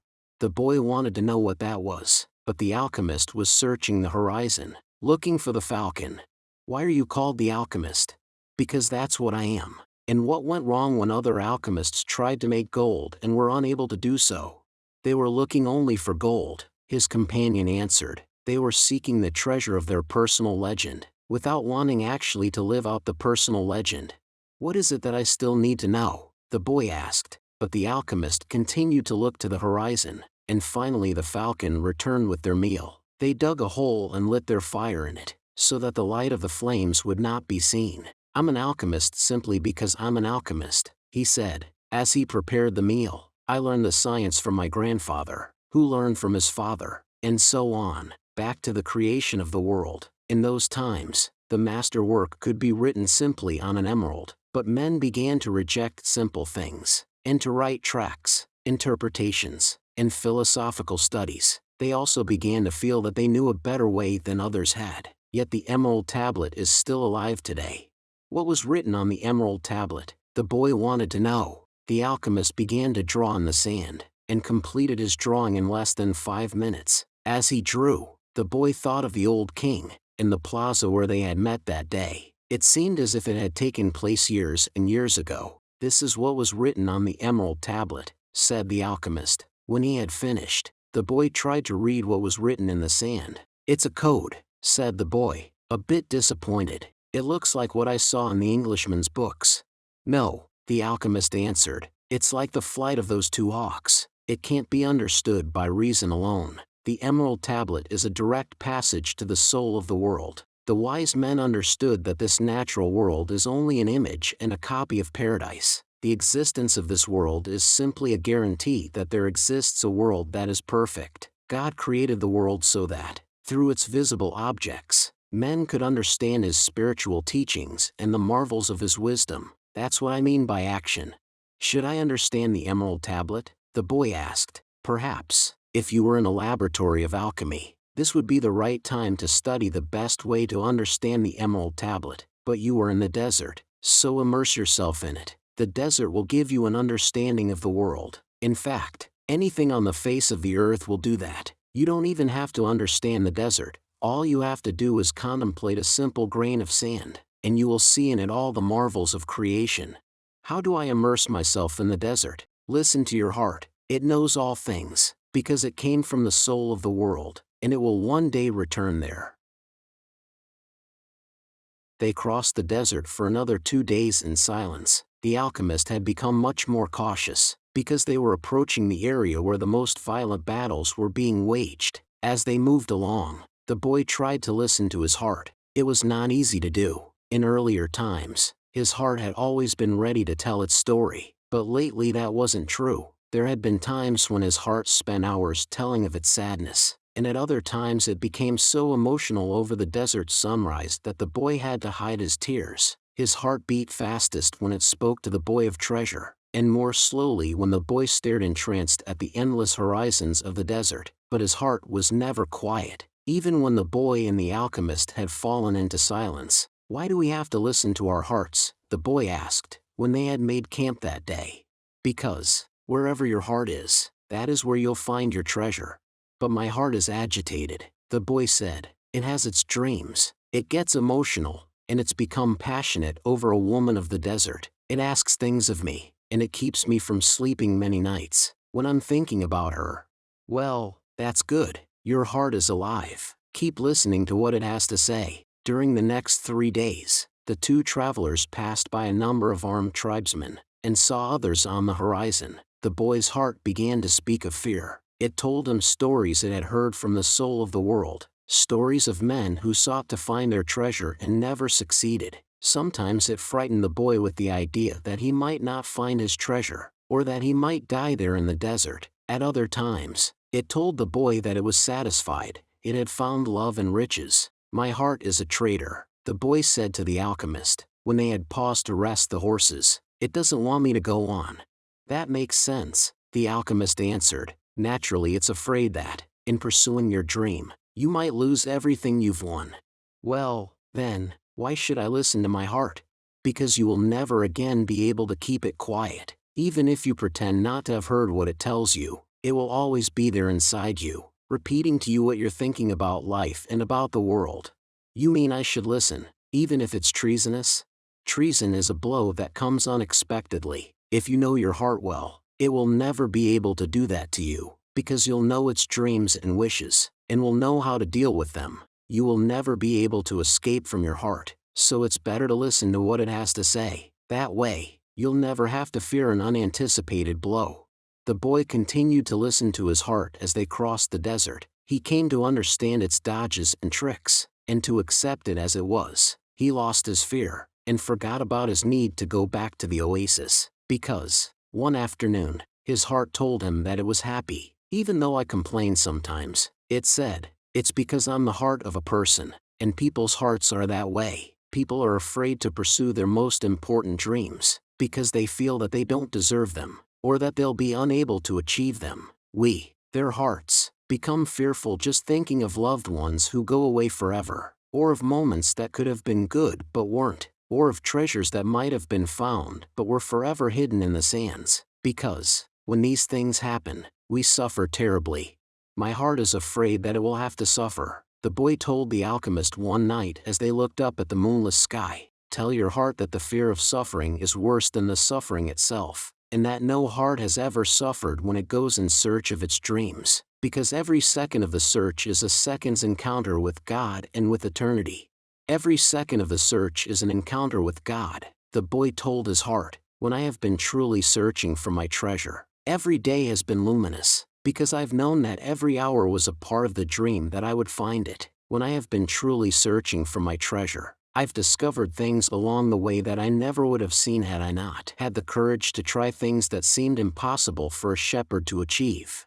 So his heart was quiet for an entire afternoon. That night, the boy slept deeply, and, when he awoke, his heart began to tell him things that came from the soul of the world. It said that all people who are happy have God within them, and that happiness could be found in a grain of sand from the desert, as the alchemist had said, because a grain of sand is a moment of creation, and the universe has taken millions of years to create it. Everyone on earth has a treasure that awaits him. His heart said, people's hearts, seldom say much about those treasures, because people no longer want to go in search of them. We speak of them only to children. Later, we simply let life proceed, in its own direction, toward its own fate. But, unfortunately, very few follow the path laid out for them, the path to their personal legends, and to happiness. Most people see the world as a threatening place, and, because they do, the world turns out, indeed, to be a threatening place. So, their hearts, speak more and more softly. We never stop speaking out, but we begin to hope that our words won't be heard. We don't want people to suffer because they don't follow their hearts. Why don't people's hearts tell them to continue to follow their dreams? The boy asked the alchemist. Because that's what makes a heart suffer most, and hearts don't like to suffer. From then on, the boy understood his heart. He asked it, please, never to stop speaking to him. He asked that, when he wandered far from his dreams, his heart press him and sound the alarm. The boy swore that, every time he heard the alarm, he would heed its message. That night, he told all of this to the alchemist, and the alchemist understood that the boy's heart had returned to the soul of the world. "So what should I do now?" the boy asked. "Continue in the direction of the pyramids," said the alchemist, "and continue to pay heed to the omens. Your heart is still capable of showing you where the treasure is." "Is that the one thing I still needed to know?" "No," the alchemist answered. "What you still need to know is this. Before a dream is realized, the soul of the world tests everything that was learned along the way. It does this not because it is evil, but so that we can, in addition to realizing our dreams, master the lessons we've learned as we've moved toward that dream. That's the point at which most people give up. It's the point at which, as we say in the language of the desert, one dies of thirst just when the palm trees have appeared on the horizon. Every search begins with beginner's luck, and every search ends with the victors being severely tested." The boy remembered an old proverb from his country. It said that the darkest hour of the night came just before the dawn. On the following day, the first clear sign of danger appeared. 3 armed tribesmen approached, and asked what the boy and the alchemist were doing there. "I'm hunting with my falcon," the alchemist answered. "We're going to have to search you to see whether you're armed," one of the tribesmen said. The alchemist dismounted slowly, and the boy did the same. "Why are you carrying money?" asked the tribesman, when he had searched the boy's bag. "I needed to get to the pyramids," he said. The tribesman who was searching the alchemist's belongings found a small crystal flask filled with a liquid, and a yellow glass egg that was slightly larger than a chicken's egg. "What are these things?" he asked. "That's the philosopher's stone and the elixir of life. It's the master work of the alchemists. Whoever swallows that elixir will never be sick again, and a fragment from that stone turns any metal into gold." The Arabs laughed at him, and the alchemist laughed along. They thought his answer was amusing, and they allowed the boy and the alchemist to proceed with all of their belongings. "Are you crazy?" the boy asked the alchemist, when they had moved on. "What did you do that for?" "To show you one of life's simple lessons," the alchemist answered. "When you possess great treasures within you, and try to tell others of them, seldom are you believed." They continued across the desert. With every day that passed, the boy's heart became more and more silent. It no longer wanted to know about things of the past or future. It was content simply to contemplate the desert, and to drink with the boy from the soul of the world. The boy and his heart had become friends, and neither was capable now of betraying the other. When his heart spoke to him, it was to provide a stimulus to the boy, and to give him strength, because the days of silence there in the desert were wearisome. His heart told the boy what his strongest qualities were: his courage in having given up his sheep and in trying to live out his personal legend, and his enthusiasm during the time he had worked at the crystal shop. And his heart told him something else that the boy had never noticed. It told the boy of dangers that had threatened him, but that he had never perceived. His heart said that one time it had hidden the rifle the boy had taken from his father, because of the possibility that the boy might wound himself. And it reminded the boy of the day when he had been ill and vomiting out in the fields, after which he had fallen into a deep sleep. There had been 2 thieves farther ahead who were planning to steal the boy's sheep and murder him, but, since the boy hadn't passed by, they had decided to move on, thinking that he had changed his route. "Does a man's heart always help him?" the boy asked the alchemist. "Mostly just the hearts of those who are trying to realize their personal legends, but they do help children, drunkards, and the elderly, too." "Does that mean that I'll never run into danger?" "It means only that the heart does what it can," the alchemist said. One afternoon, they passed by the encampment of one of the tribes. At each corner of the camp were Arabs garbed in beautiful white robes, with arms at the ready. The men were smoking their hookahs and trading stories from the battlefield. No one paid any attention to the 2 travelers. "There's no danger," the boy said, when they had moved on past the encampment. The alchemist sounded angry. "Trust in your heart, but never forget that you're in the desert. When men are at war with one another, the soul of the world can hear the screams of battle. No one fails to suffer the consequences of everything under the sun." "All things are one," the boy thought, and then, as if the desert wanted to demonstrate that the alchemist was right, 2 horsemen appeared from behind the travelers. "You can't go any farther," one of them said. You're in the area where the tribes are at war. I'm not going very far, the alchemist answered, looking straight into the eyes of the horseman. They were silent for a moment, and then agreed that the boy and the alchemist could move along. The boy watched the exchange with fascination. You dominated those horsemen with the way you looked at them, he said. Your eyes show the strength of your soul, answered the alchemist. That's true, the boy thought. He had noticed that, in the midst of the multitude of armed men back at the encampment, there had been one who stared fixedly at the two. He had been so far away that his face wasn't even visible, but the boy was certain that he had been looking at them. Finally, when they had crossed the mountain range that extended along the entire horizon, the alchemist said that they were only 2 days from the pyramids. If we're going to go our separate ways soon, the boy said, then teach me about alchemy.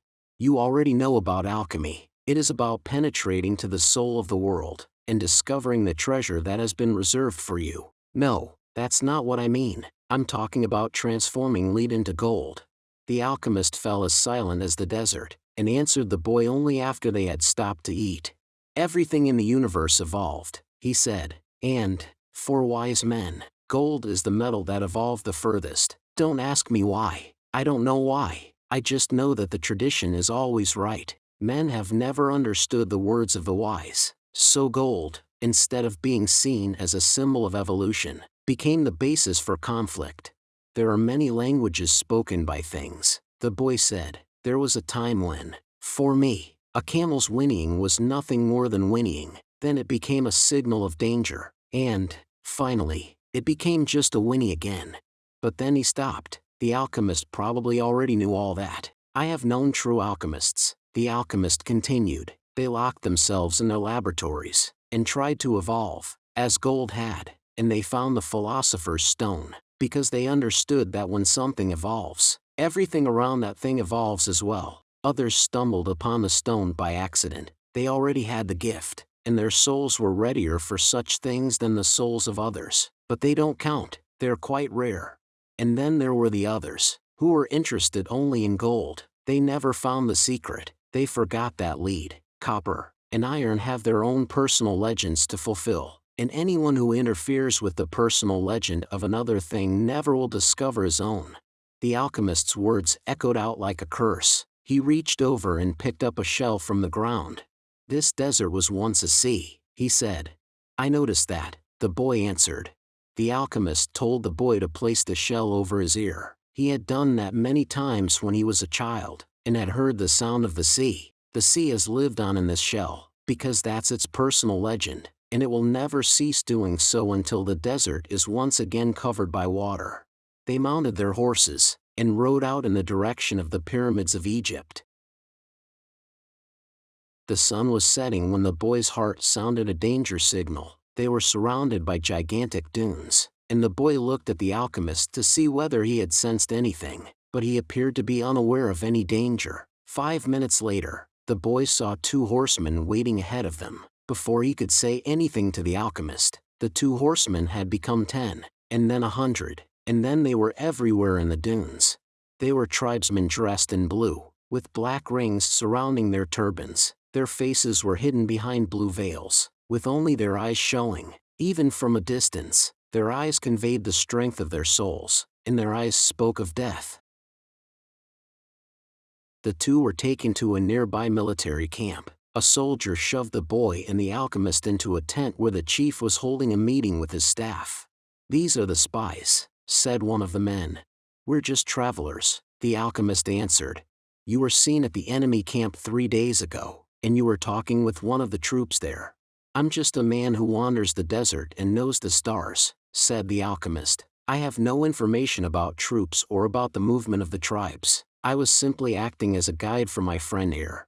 Who is your friend? The chief asked. An alchemist, said the alchemist. He understands the forces of nature, and he wants to show you his extraordinary powers. The boy listened quietly, and fearfully. What is a foreigner doing here? Asked another of the men. He has brought money to give to your tribe, said the alchemist. Before the boy could say a word, and seizing the boy's bag, the alchemist gave the gold coins to the chief. The Arab accepted them without a word. There was enough there to buy a lot of weapons. What is an alchemist? He asked. Finally, it's a man who understands nature and the world. If he wanted to, he could destroy this camp just with the force of the wind. The men laughed. They were used to the ravages of war, and knew that the wind could not deliver them a fatal blow. Yet each felt his heart beat a bit faster. They were men of the desert, and they were fearful of sorcerers. "I want to see him do it," said the chief. "He needs 3 days," answered the alchemist. "He is going to transform himself into the wind, just to demonstrate his powers. If he can't do so, we humbly offer you our lives, for the honor of your tribe." "You can't offer me something that is already mine," the chief said, arrogantly, but he granted the travelers 3 days. The boy was shaking with fear, but the alchemist helped him out of the tent. "Don't let them see that you're afraid," the alchemist said. "They are brave men, and they despise cowards." But the boy couldn't even speak. He was able to do so only after they had walked through the center of the camp. There was no need to imprison them. The Arabs simply confiscated their horses. So, once again, the world had demonstrated its many languages. The desert only moments ago had been endless and free, and now it was an impenetrable wall. "You gave them everything I had," the boy said. "Everything I've saved in my entire life." "Well, what good would it be to you if you had to die?" the alchemist answered. "Your money saved us for 3 days. It's not often that money saves a person's life." But the boy was too frightened to listen to words of wisdom. He had no idea how he was going to transform himself into the wind. He wasn't an alchemist. The alchemist asked one of the soldiers for some tea, and poured some on the boy's wrists. A wave of relief washed over him, and the alchemist muttered some words that the boy didn't understand. "Don't give in to your fears," said the alchemist, in a strangely gentle voice. "If you do, you won't be able to talk to your heart. But I have no idea how to turn myself into the wind." If a person is living out his personal legend, he knows everything he needs to know. There is only one thing that makes a dream impossible to achieve: the fear of failure. "I'm not afraid of failing. It's just that I don't know how to turn myself into the wind." "Well, you'll have to learn. Your life depends on it." "But what if I can't?" "Then you'll die in the midst of trying to realize your personal legend. That's a lot better than dying like millions of other people, who never even knew what their personal legends were." "But don't worry," the alchemist continued. "Usually the threat of death makes people a lot more aware of their lives." The first day passed. There was a major battle nearby, and a number of wounded were brought back to the camp. The dead soldiers were replaced by others, and life went on. "Death doesn't change anything," the boy thought. "You could have died later on," a soldier said to the body of one of his companions. "You could have died after peace had been declared. But, in any case, you were going to die." At the end of the day, the boy went looking for the alchemist, who had taken his falcon out into the desert.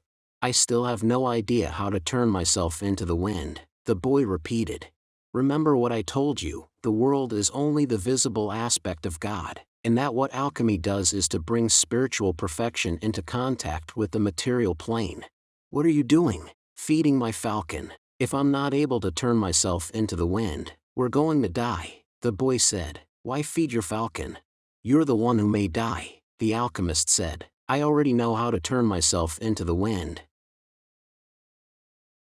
On the second day, the boy climbed to the top of a cliff near the camp. The sentinels allowed him to go. They had already heard about the sorcerer who could turn himself into the wind, and they didn't want to go near him. In any case, the desert was impassable. He spent the entire afternoon of the second day looking out over the desert, and listening to his heart. The boy knew the desert sensed his fear. They both spoke the same language. On the third day, the chief met with his officers. He called the alchemist to the meeting and said, "Let's go see the boy who turns himself into the wind." "Let's," the alchemist answered. The boy took them to the cliff where he had been on the previous day. He told them all to be seated. "It's going to take a while," the boy said. "We're in no hurry," the chief answered. "We are men of the desert." The boy looked out at the horizon. There were mountains in the distance, and there were dunes, rocks, and plants that insisted on living where survival seemed impossible. There was the desert that he had wandered for so many months. Despite all that time, he knew only a small part of it. Within that small part, he had found an Englishman, caravans, tribal wars, in an oasis with 50,000 palm trees and 300 wells. What do you want here today? The desert asked him. Didn't you spend enough time looking at me yesterday? Somewhere you are holding the person I love, the boy said. So, when I look out over your sands, I am also looking at her. I want to return to her, and I need your help so that I can turn myself into the wind. What is love? The desert asked. Love is the falcon's flight over your sands, because for him, you are a green field, from which he always returns with game. He knows your rocks, your dunes, and your mountains, and you are generous to him. The falcon's beak carries bits of me, myself, the desert said. For years, I care for his game, feeding it with the little water that I have, and then I show him where the game is. And, one day, as I enjoy the fact that his game thrives on my surface, the falcon dives out of the sky and takes away what I've created. But that's why you created the game in the first place, the boy answered, to nourish the falcon, and the falcon then nourishes man, and, eventually, man will nourish your sands, where the game will once again flourish. That's how the world goes. So is that what love is? Yes, that's what love is. It's what makes the game become the falcon become man, and man, in his turn, the desert. It's what turns lead into gold, and makes the gold return to the earth. I don't understand what you're talking about, the desert said. But you can at least understand that somewhere in your sands there is a woman waiting for me, and that's why I have to turn myself into the wind. The desert didn't answer him for a few moments. Then it told him, I'll give you my sands to help the wind to blow, but, alone, I can't do anything. You have to ask for help from the wind. A breeze began to blow. The tribesmen watched the boy from a distance, talking among themselves in a language that the boy couldn't understand. The alchemist smiled. The wind approached the boy and touched his face. It knew of the boy's talk with the desert, because the winds know everything. They blow across the world without a birthplace, and with no place to die. Help me, the boy said. One day you carried the voice of my loved one to me. Who taught you to speak the language of the desert and the wind? My heart, the boy answered. The wind has many names. In that part of the world, it was called the Sirocco, because it brought moisture from the oceans to the east. In the distant land the boy came from, they called it the Levanter, because they believed that it brought with it the sands of the desert, and the screams of the Moorish wars. Perhaps, in the places beyond the pastures where his sheep lived, men thought that the wind came from Andalusia, but, actually, the wind came from no place at all, nor did it go to any place. That's why it was stronger than the desert. Someone might one day plant trees in the desert, and even raise sheep there, but never would they harness the wind. You can't be the wind said. We're two very different things. That's not true, the boy said. I learned the alchemist's secrets in my travels. I have inside me the winds, the deserts, the oceans, the stars, and everything created in the universe. We were all made by the same hand, and we have the same soul. I want to be like you, able to reach every corner of the world, cross the seas, blow away the sands that cover my treasure, and carry the voice of the woman I love. I heard what you were talking about the other day with the alchemist, the wind said. He said that everything has its own personal legend, but people can't turn themselves into the wind.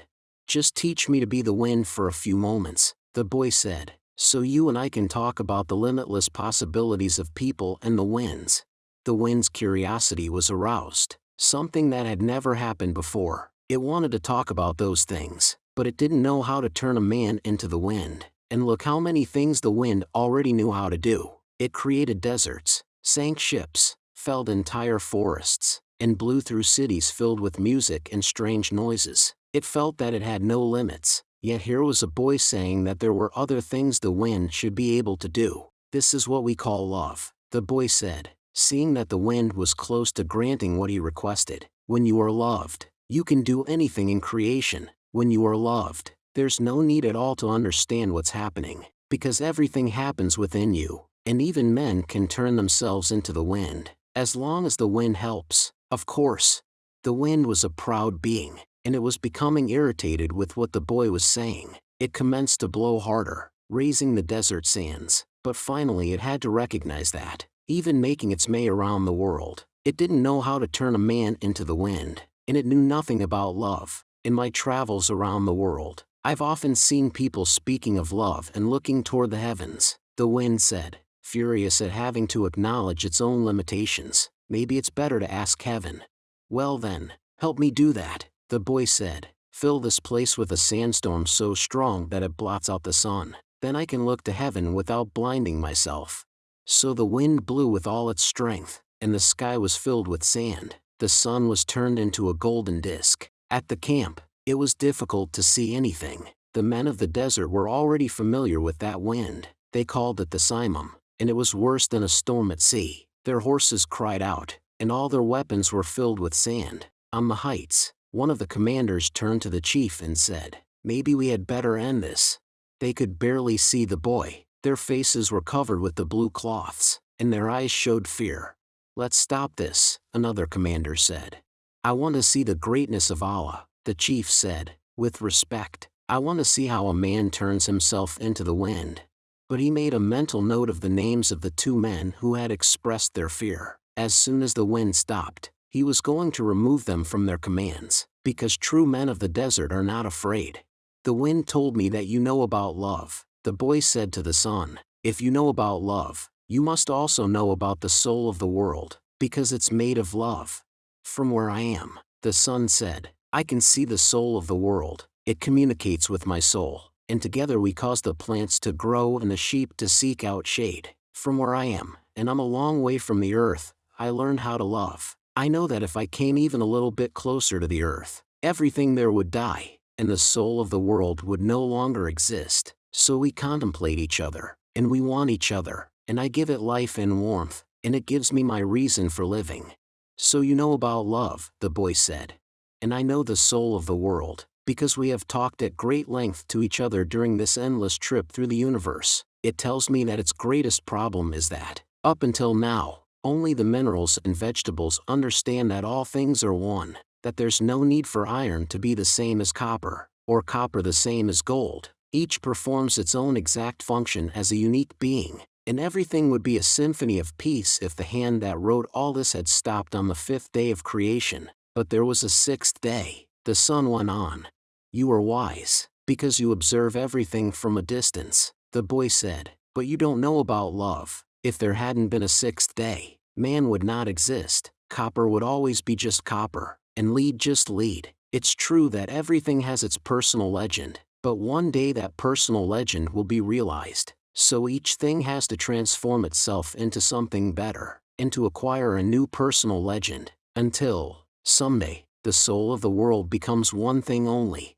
The sun thought about that, and decided to shine more brightly. The wind, which was enjoying the conversation, started to blow with greater force, so that the sun would not blind the boy. "This is why alchemy exists," the boy said, "so that everyone will search for his treasure, find it, and then want to be better than he was in his former life. Lead will play its role until the world has no further need for lead, and then lead will have to turn itself into gold. That's what alchemists do. They show that, when we strive to become better than we are, everything around us becomes better, too." "Well, why did you say that I don't know about love?" the sun asked the boy. "Because it's not love to be static like the desert, nor is it love to roam the world like the wind, and it's not love to see everything from a distance, like you do. Love is the force that transforms and improves the soul of the world. When I first reached through to it, I thought the soul of the world was perfect, but later, I could see that it was like other aspects of creation, and had its own passions and wars. It is we who nourish the soul of the world, and the world we live in will be either better or worse, depending on whether we become better or worse. And that's where the power of love comes in, because when we love, we always strive to become better than we are." "So what do you want of me?" the sun asked. "I want you to help me turn myself into the wind," the boy answered. "Nature knows me as the wisest being in creation," the sun said, "but I don't know how to turn you into the wind." "Then, whom should I ask?" The sun thought for a minute. The wind was listening closely, and wanted to tell every corner of the world that the sun's wisdom had its limitations, that it was unable to deal with this boy who spoke the language of the world. "Speak to the hand that wrote all," said the sun. The wind screamed with delight, and blew harder than ever. The tents were being blown from their ties to the earth, and the animals were being freed from their tethers. On the cliff, The men clutched at each other as they sought to keep from being blown away. The boy turned to the hand that wrote all. As he did so, he sensed that the universe had fallen silent, and he decided not to speak. A current of love rushed from his heart, and the boy began to pray. It was a prayer that he had never said before, because it was a prayer without words or pleas. His prayer didn't give thanks for his sheep having found new pastures. It didn't ask that the boy be able to sell more crystal, and it didn't beseech that the woman he had met continue to await his return. In the silence, the boy understood that the desert, the wind, and the sun were also trying to understand the signs written by the hand, and were seeking to follow their paths, and to understand what had been written on a single emerald. He saw that omens were scattered throughout the earth and in space, and that there was no reason or significance attached to their appearance. He could see that not the deserts, nor the winds, nor the sun, nor people knew why they had been created, but that the hand had a reason for all of this, and that only the hand could perform miracles, or transform the sea into a desert, or a man into the wind, because only the hand understood that it was a larger design that had moved the universe to the point at which 6 days of creation had evolved into a masterwork. The boy reached through to the soul of the world, and saw that it was a part of the soul of God, and he saw that the soul of God was his own soul, and that he, a boy, could perform miracles.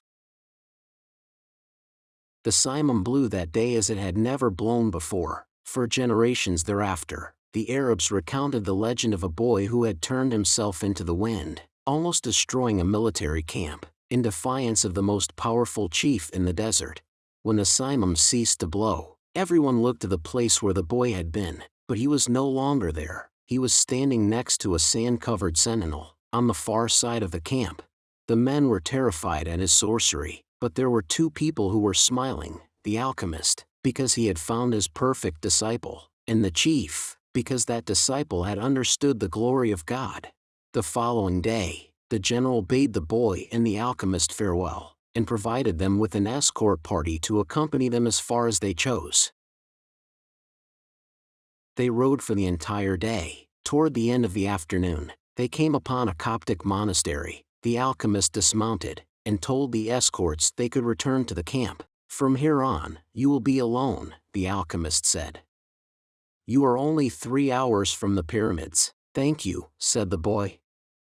"You taught me the language of the world. I only invoked what you already knew." The alchemist knocked on the gate of the monastery. A monk dressed in black came to the gates. They spoke for a few minutes in the Coptic tongue, and the alchemist bade the boy enter.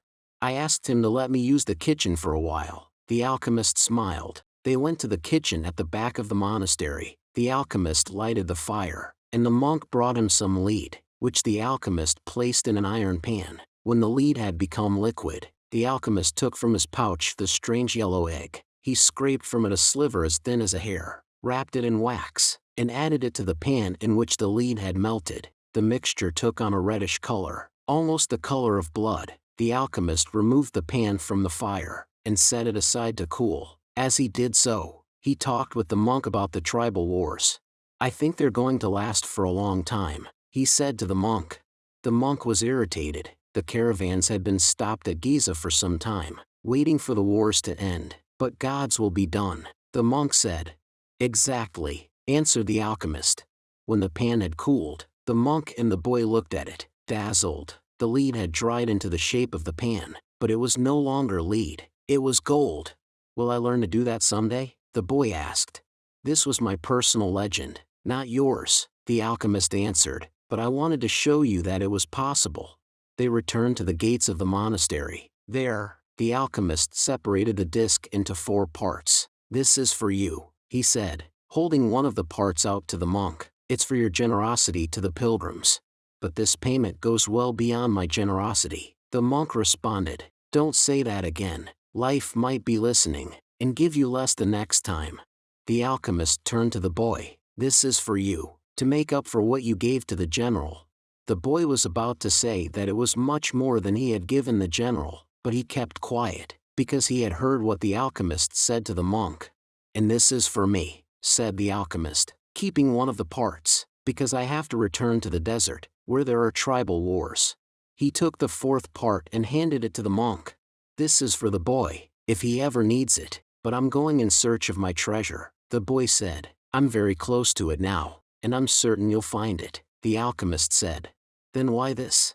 Because you have already lost your savings twice, once to the thief, and once to the general. I'm an old, superstitious Arab, and I believe in our proverbs. There's one that says, everything that happens once can never happen again, but everything that happens twice will surely happen a third time. They mounted their horses. I want to tell you a story about dreams, said the alchemist.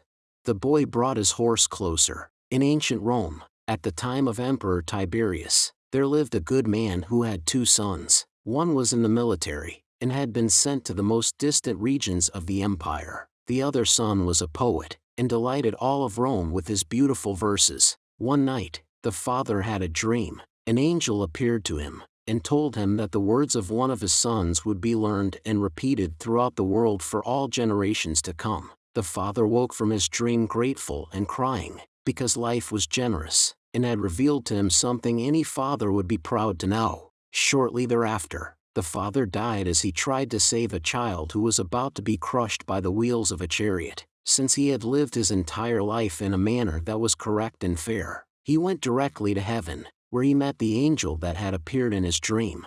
You were always a good man, the angel said to him. You lived your life in a loving way, and died with dignity. I can now grant you any wish you desire. Life was good to me, the man said. When you appeared in my dream, I felt that all my efforts had been rewarded, because my son's poems will be read by men for generations to come. I don't want anything for myself, but any father would be proud of the fame achieved by one whom he had cared for as a child, and educated as he grew up. Sometime in the distant future, I would like to see my son's words. The angel touched the man's shoulder, and they were both projected far into the future. They were in an immense setting, surrounded by thousands of people speaking a strange language. The man wept with happiness. I knew that my son's poems were immortal, he said to the angel through his tears. Can you please tell me which of my son's poems these people are repeating? The angel came closer to the man, and, with tenderness, led him to a bench nearby, where they sat down. The verses of your son who was the poet were very popular in Rome, the angel said. Everyone loved them and enjoyed them, but when the reign of Tiberius ended, his poems were forgotten. The words you're hearing now are those of your son in the military. The man looked at the angel in surprise. Your son went to serve at a distant place, and became a centurion. He was just and good. One afternoon, one of his servants fell ill, and it appeared that he would die. Your son had heard of a rabbi who was able to cure illnesses, and he rode out for days and days in search of this man. Along the way, he learned that the man he was seeking was the Son of God. He met others who had been cured by him, and they instructed your son in the man's teachings. And so, despite the fact that he was a Roman centurion, he converted to their faith. Shortly thereafter, he reached the place where the man he was looking for was visiting. He told the man that one of his servants was gravely ill, and the rabbi made ready to go to his house with him. But the centurion was a man of faith, and, looking into the eyes of the rabbi, he knew that he was surely in the presence of the Son of God. And this is what your son said, the angel told the man. These are the words he said to the rabbi at that point, and they have never been forgotten. My Lord, I am not worthy that you should come under my roof, but only speak a word and my servant will be healed. The alchemist said, no matter what he does, every person on earth plays a central role in the history of the world, and normally he doesn't know it. The boy smiled. He had never imagined that questions about life would be of such importance to a shepherd. Goodbye, the alchemist said. Goodbye, said the boy. The boy rode along through the desert for several hours, listening avidly to what his heart had to say. It was his heart that would tell him where his treasure was hidden. Where your treasure is, there also will be your heart, the alchemist had told him.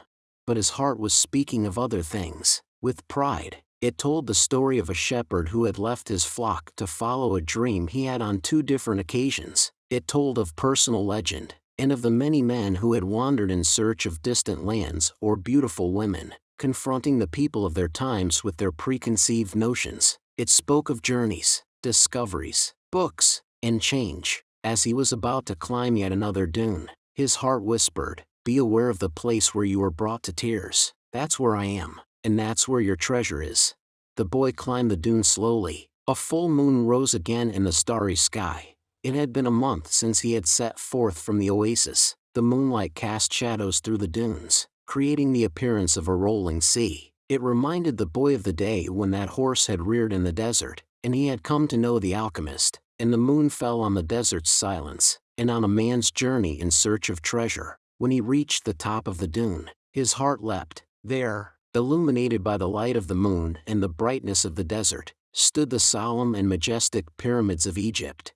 The boy fell to his knees and wept. He thanked God for making him believe in his personal legend, and for leading him to meet a king, a merchant, an Englishman, and an alchemist, and above all for his having met a woman of the desert who had told him that love would never keep a man from his personal legend. If he wanted to, he could now return to the oasis, go back to Fatima, and live his life as a simple shepherd. After all, the alchemist continued to live in the desert, even though he understood the language of the world, and knew how to transform lead into gold. He didn't need to demonstrate his science and art to anyone. The boy told himself that, on the way toward realizing his own personal legend, he had learned all he needed to know, and had experienced everything he might have dreamed of. But here he was, at the point of finding his treasure, and he reminded himself that no project is completed until its objective has been achieved. The boy looked at the sands around him, and saw that, where his tears had fallen, a scarab beetle was scuttling through the sand. During his time in the desert, he had learned that, in Egypt, the scarab beetles are a symbol of God. Another omen. The boy began to dig into the dune. As he did so, he thought of what the crystal merchant had once said, that anyone could build a pyramid in his backyard. The boy could see now that he couldn't do so if he placed stone upon stone for the rest of his life. Throughout the night, the boy dug at the place he had chosen, but found nothing. He felt weighted down by the centuries of time since the pyramids had been built. But he didn't stop. He struggled to continue digging as he fought the wind, which often blew the sand back into the excavation. His hands were abraded and exhausted, but he listened to his heart. It had told him to dig where his tears fell. As he was attempting to pull out the rocks he encountered, he heard footsteps. Several figures approached him. Their backs were to the moonlight, and the boy could see neither their eyes nor their faces. "What are you doing here?" one of the figures demanded. Because he was terrified, the boy didn't answer. He had found where his treasure was, and was frightened at what might happen. "We're refugees from the tribal wars, and we need money," the other figure said. "What are you hiding there?" "I'm not hiding anything," the boy answered. But one of them seized the boy and yanked him back out of the hole. Another, who was searching the boy's bags, found the piece of gold. "There's gold here," he said. The moon shone on the face of the Arab who had seized him, and in the man's eyes the boy saw death. "He's probably got more gold hidden in the ground."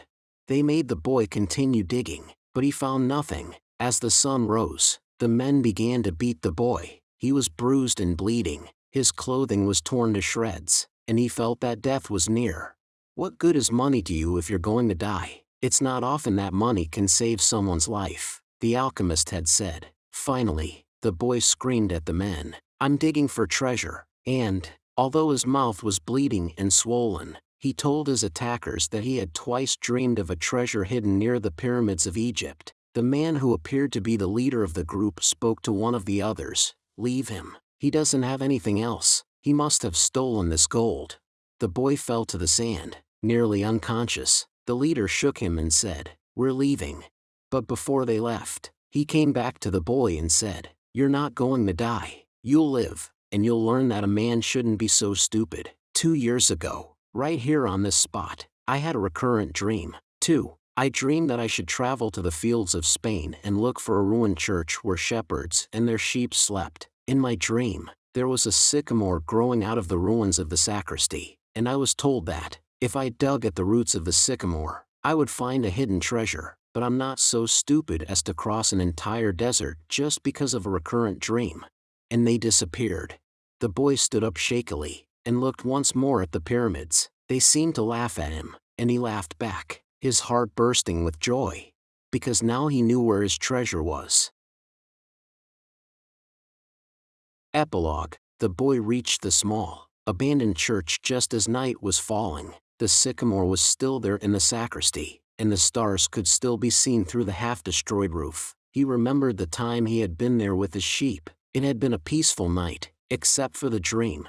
Now he was here not with his flock, but with a shovel. He sat looking at the sky for a long time. Then he took from his knapsack a bottle of wine, and drank some. He remembered the night in the desert when he had sat with the alchemist. As they looked at the stars and drank wine together, he thought of the many roads he had traveled, and of the strange way God had chosen to show him his treasure. If he hadn't believed in the significance of recurrent dreams, he would not have met the gypsy woman, the king, the thief, or, well, it's a long list, but the path was written in the omens, and there was no way I could go wrong, he said to himself. He fell asleep, and when he awoke the sun was already high. He began to dig at the base of the sycamore. "You old sorcerer," the boy shouted up to the sky. "You knew the whole story. You even left a bit of gold at the monastery so I could get back to this church." The monk laughed when he saw me come back in tatters. "Couldn't you have saved me from that?" "No," he heard a voice on the wind say. "If I had told you, you wouldn't have seen the pyramids. They're beautiful, aren't they?" The boy smiled, and continued digging. Half an hour later, his shovel hit something solid. An hour later, he had before him a chest of Spanish gold coins. There were also precious stones, gold masks adorned with red and white feathers, and stone statues embedded with jewels, the spoils of a conquest that the country had long ago forgotten, and that some conquistador had failed to tell his children about. The boy took out Urim and Thummim from his bag. He had used the two stones only once. One morning when he was at a marketplace. His life and his path had always provided him with enough omens.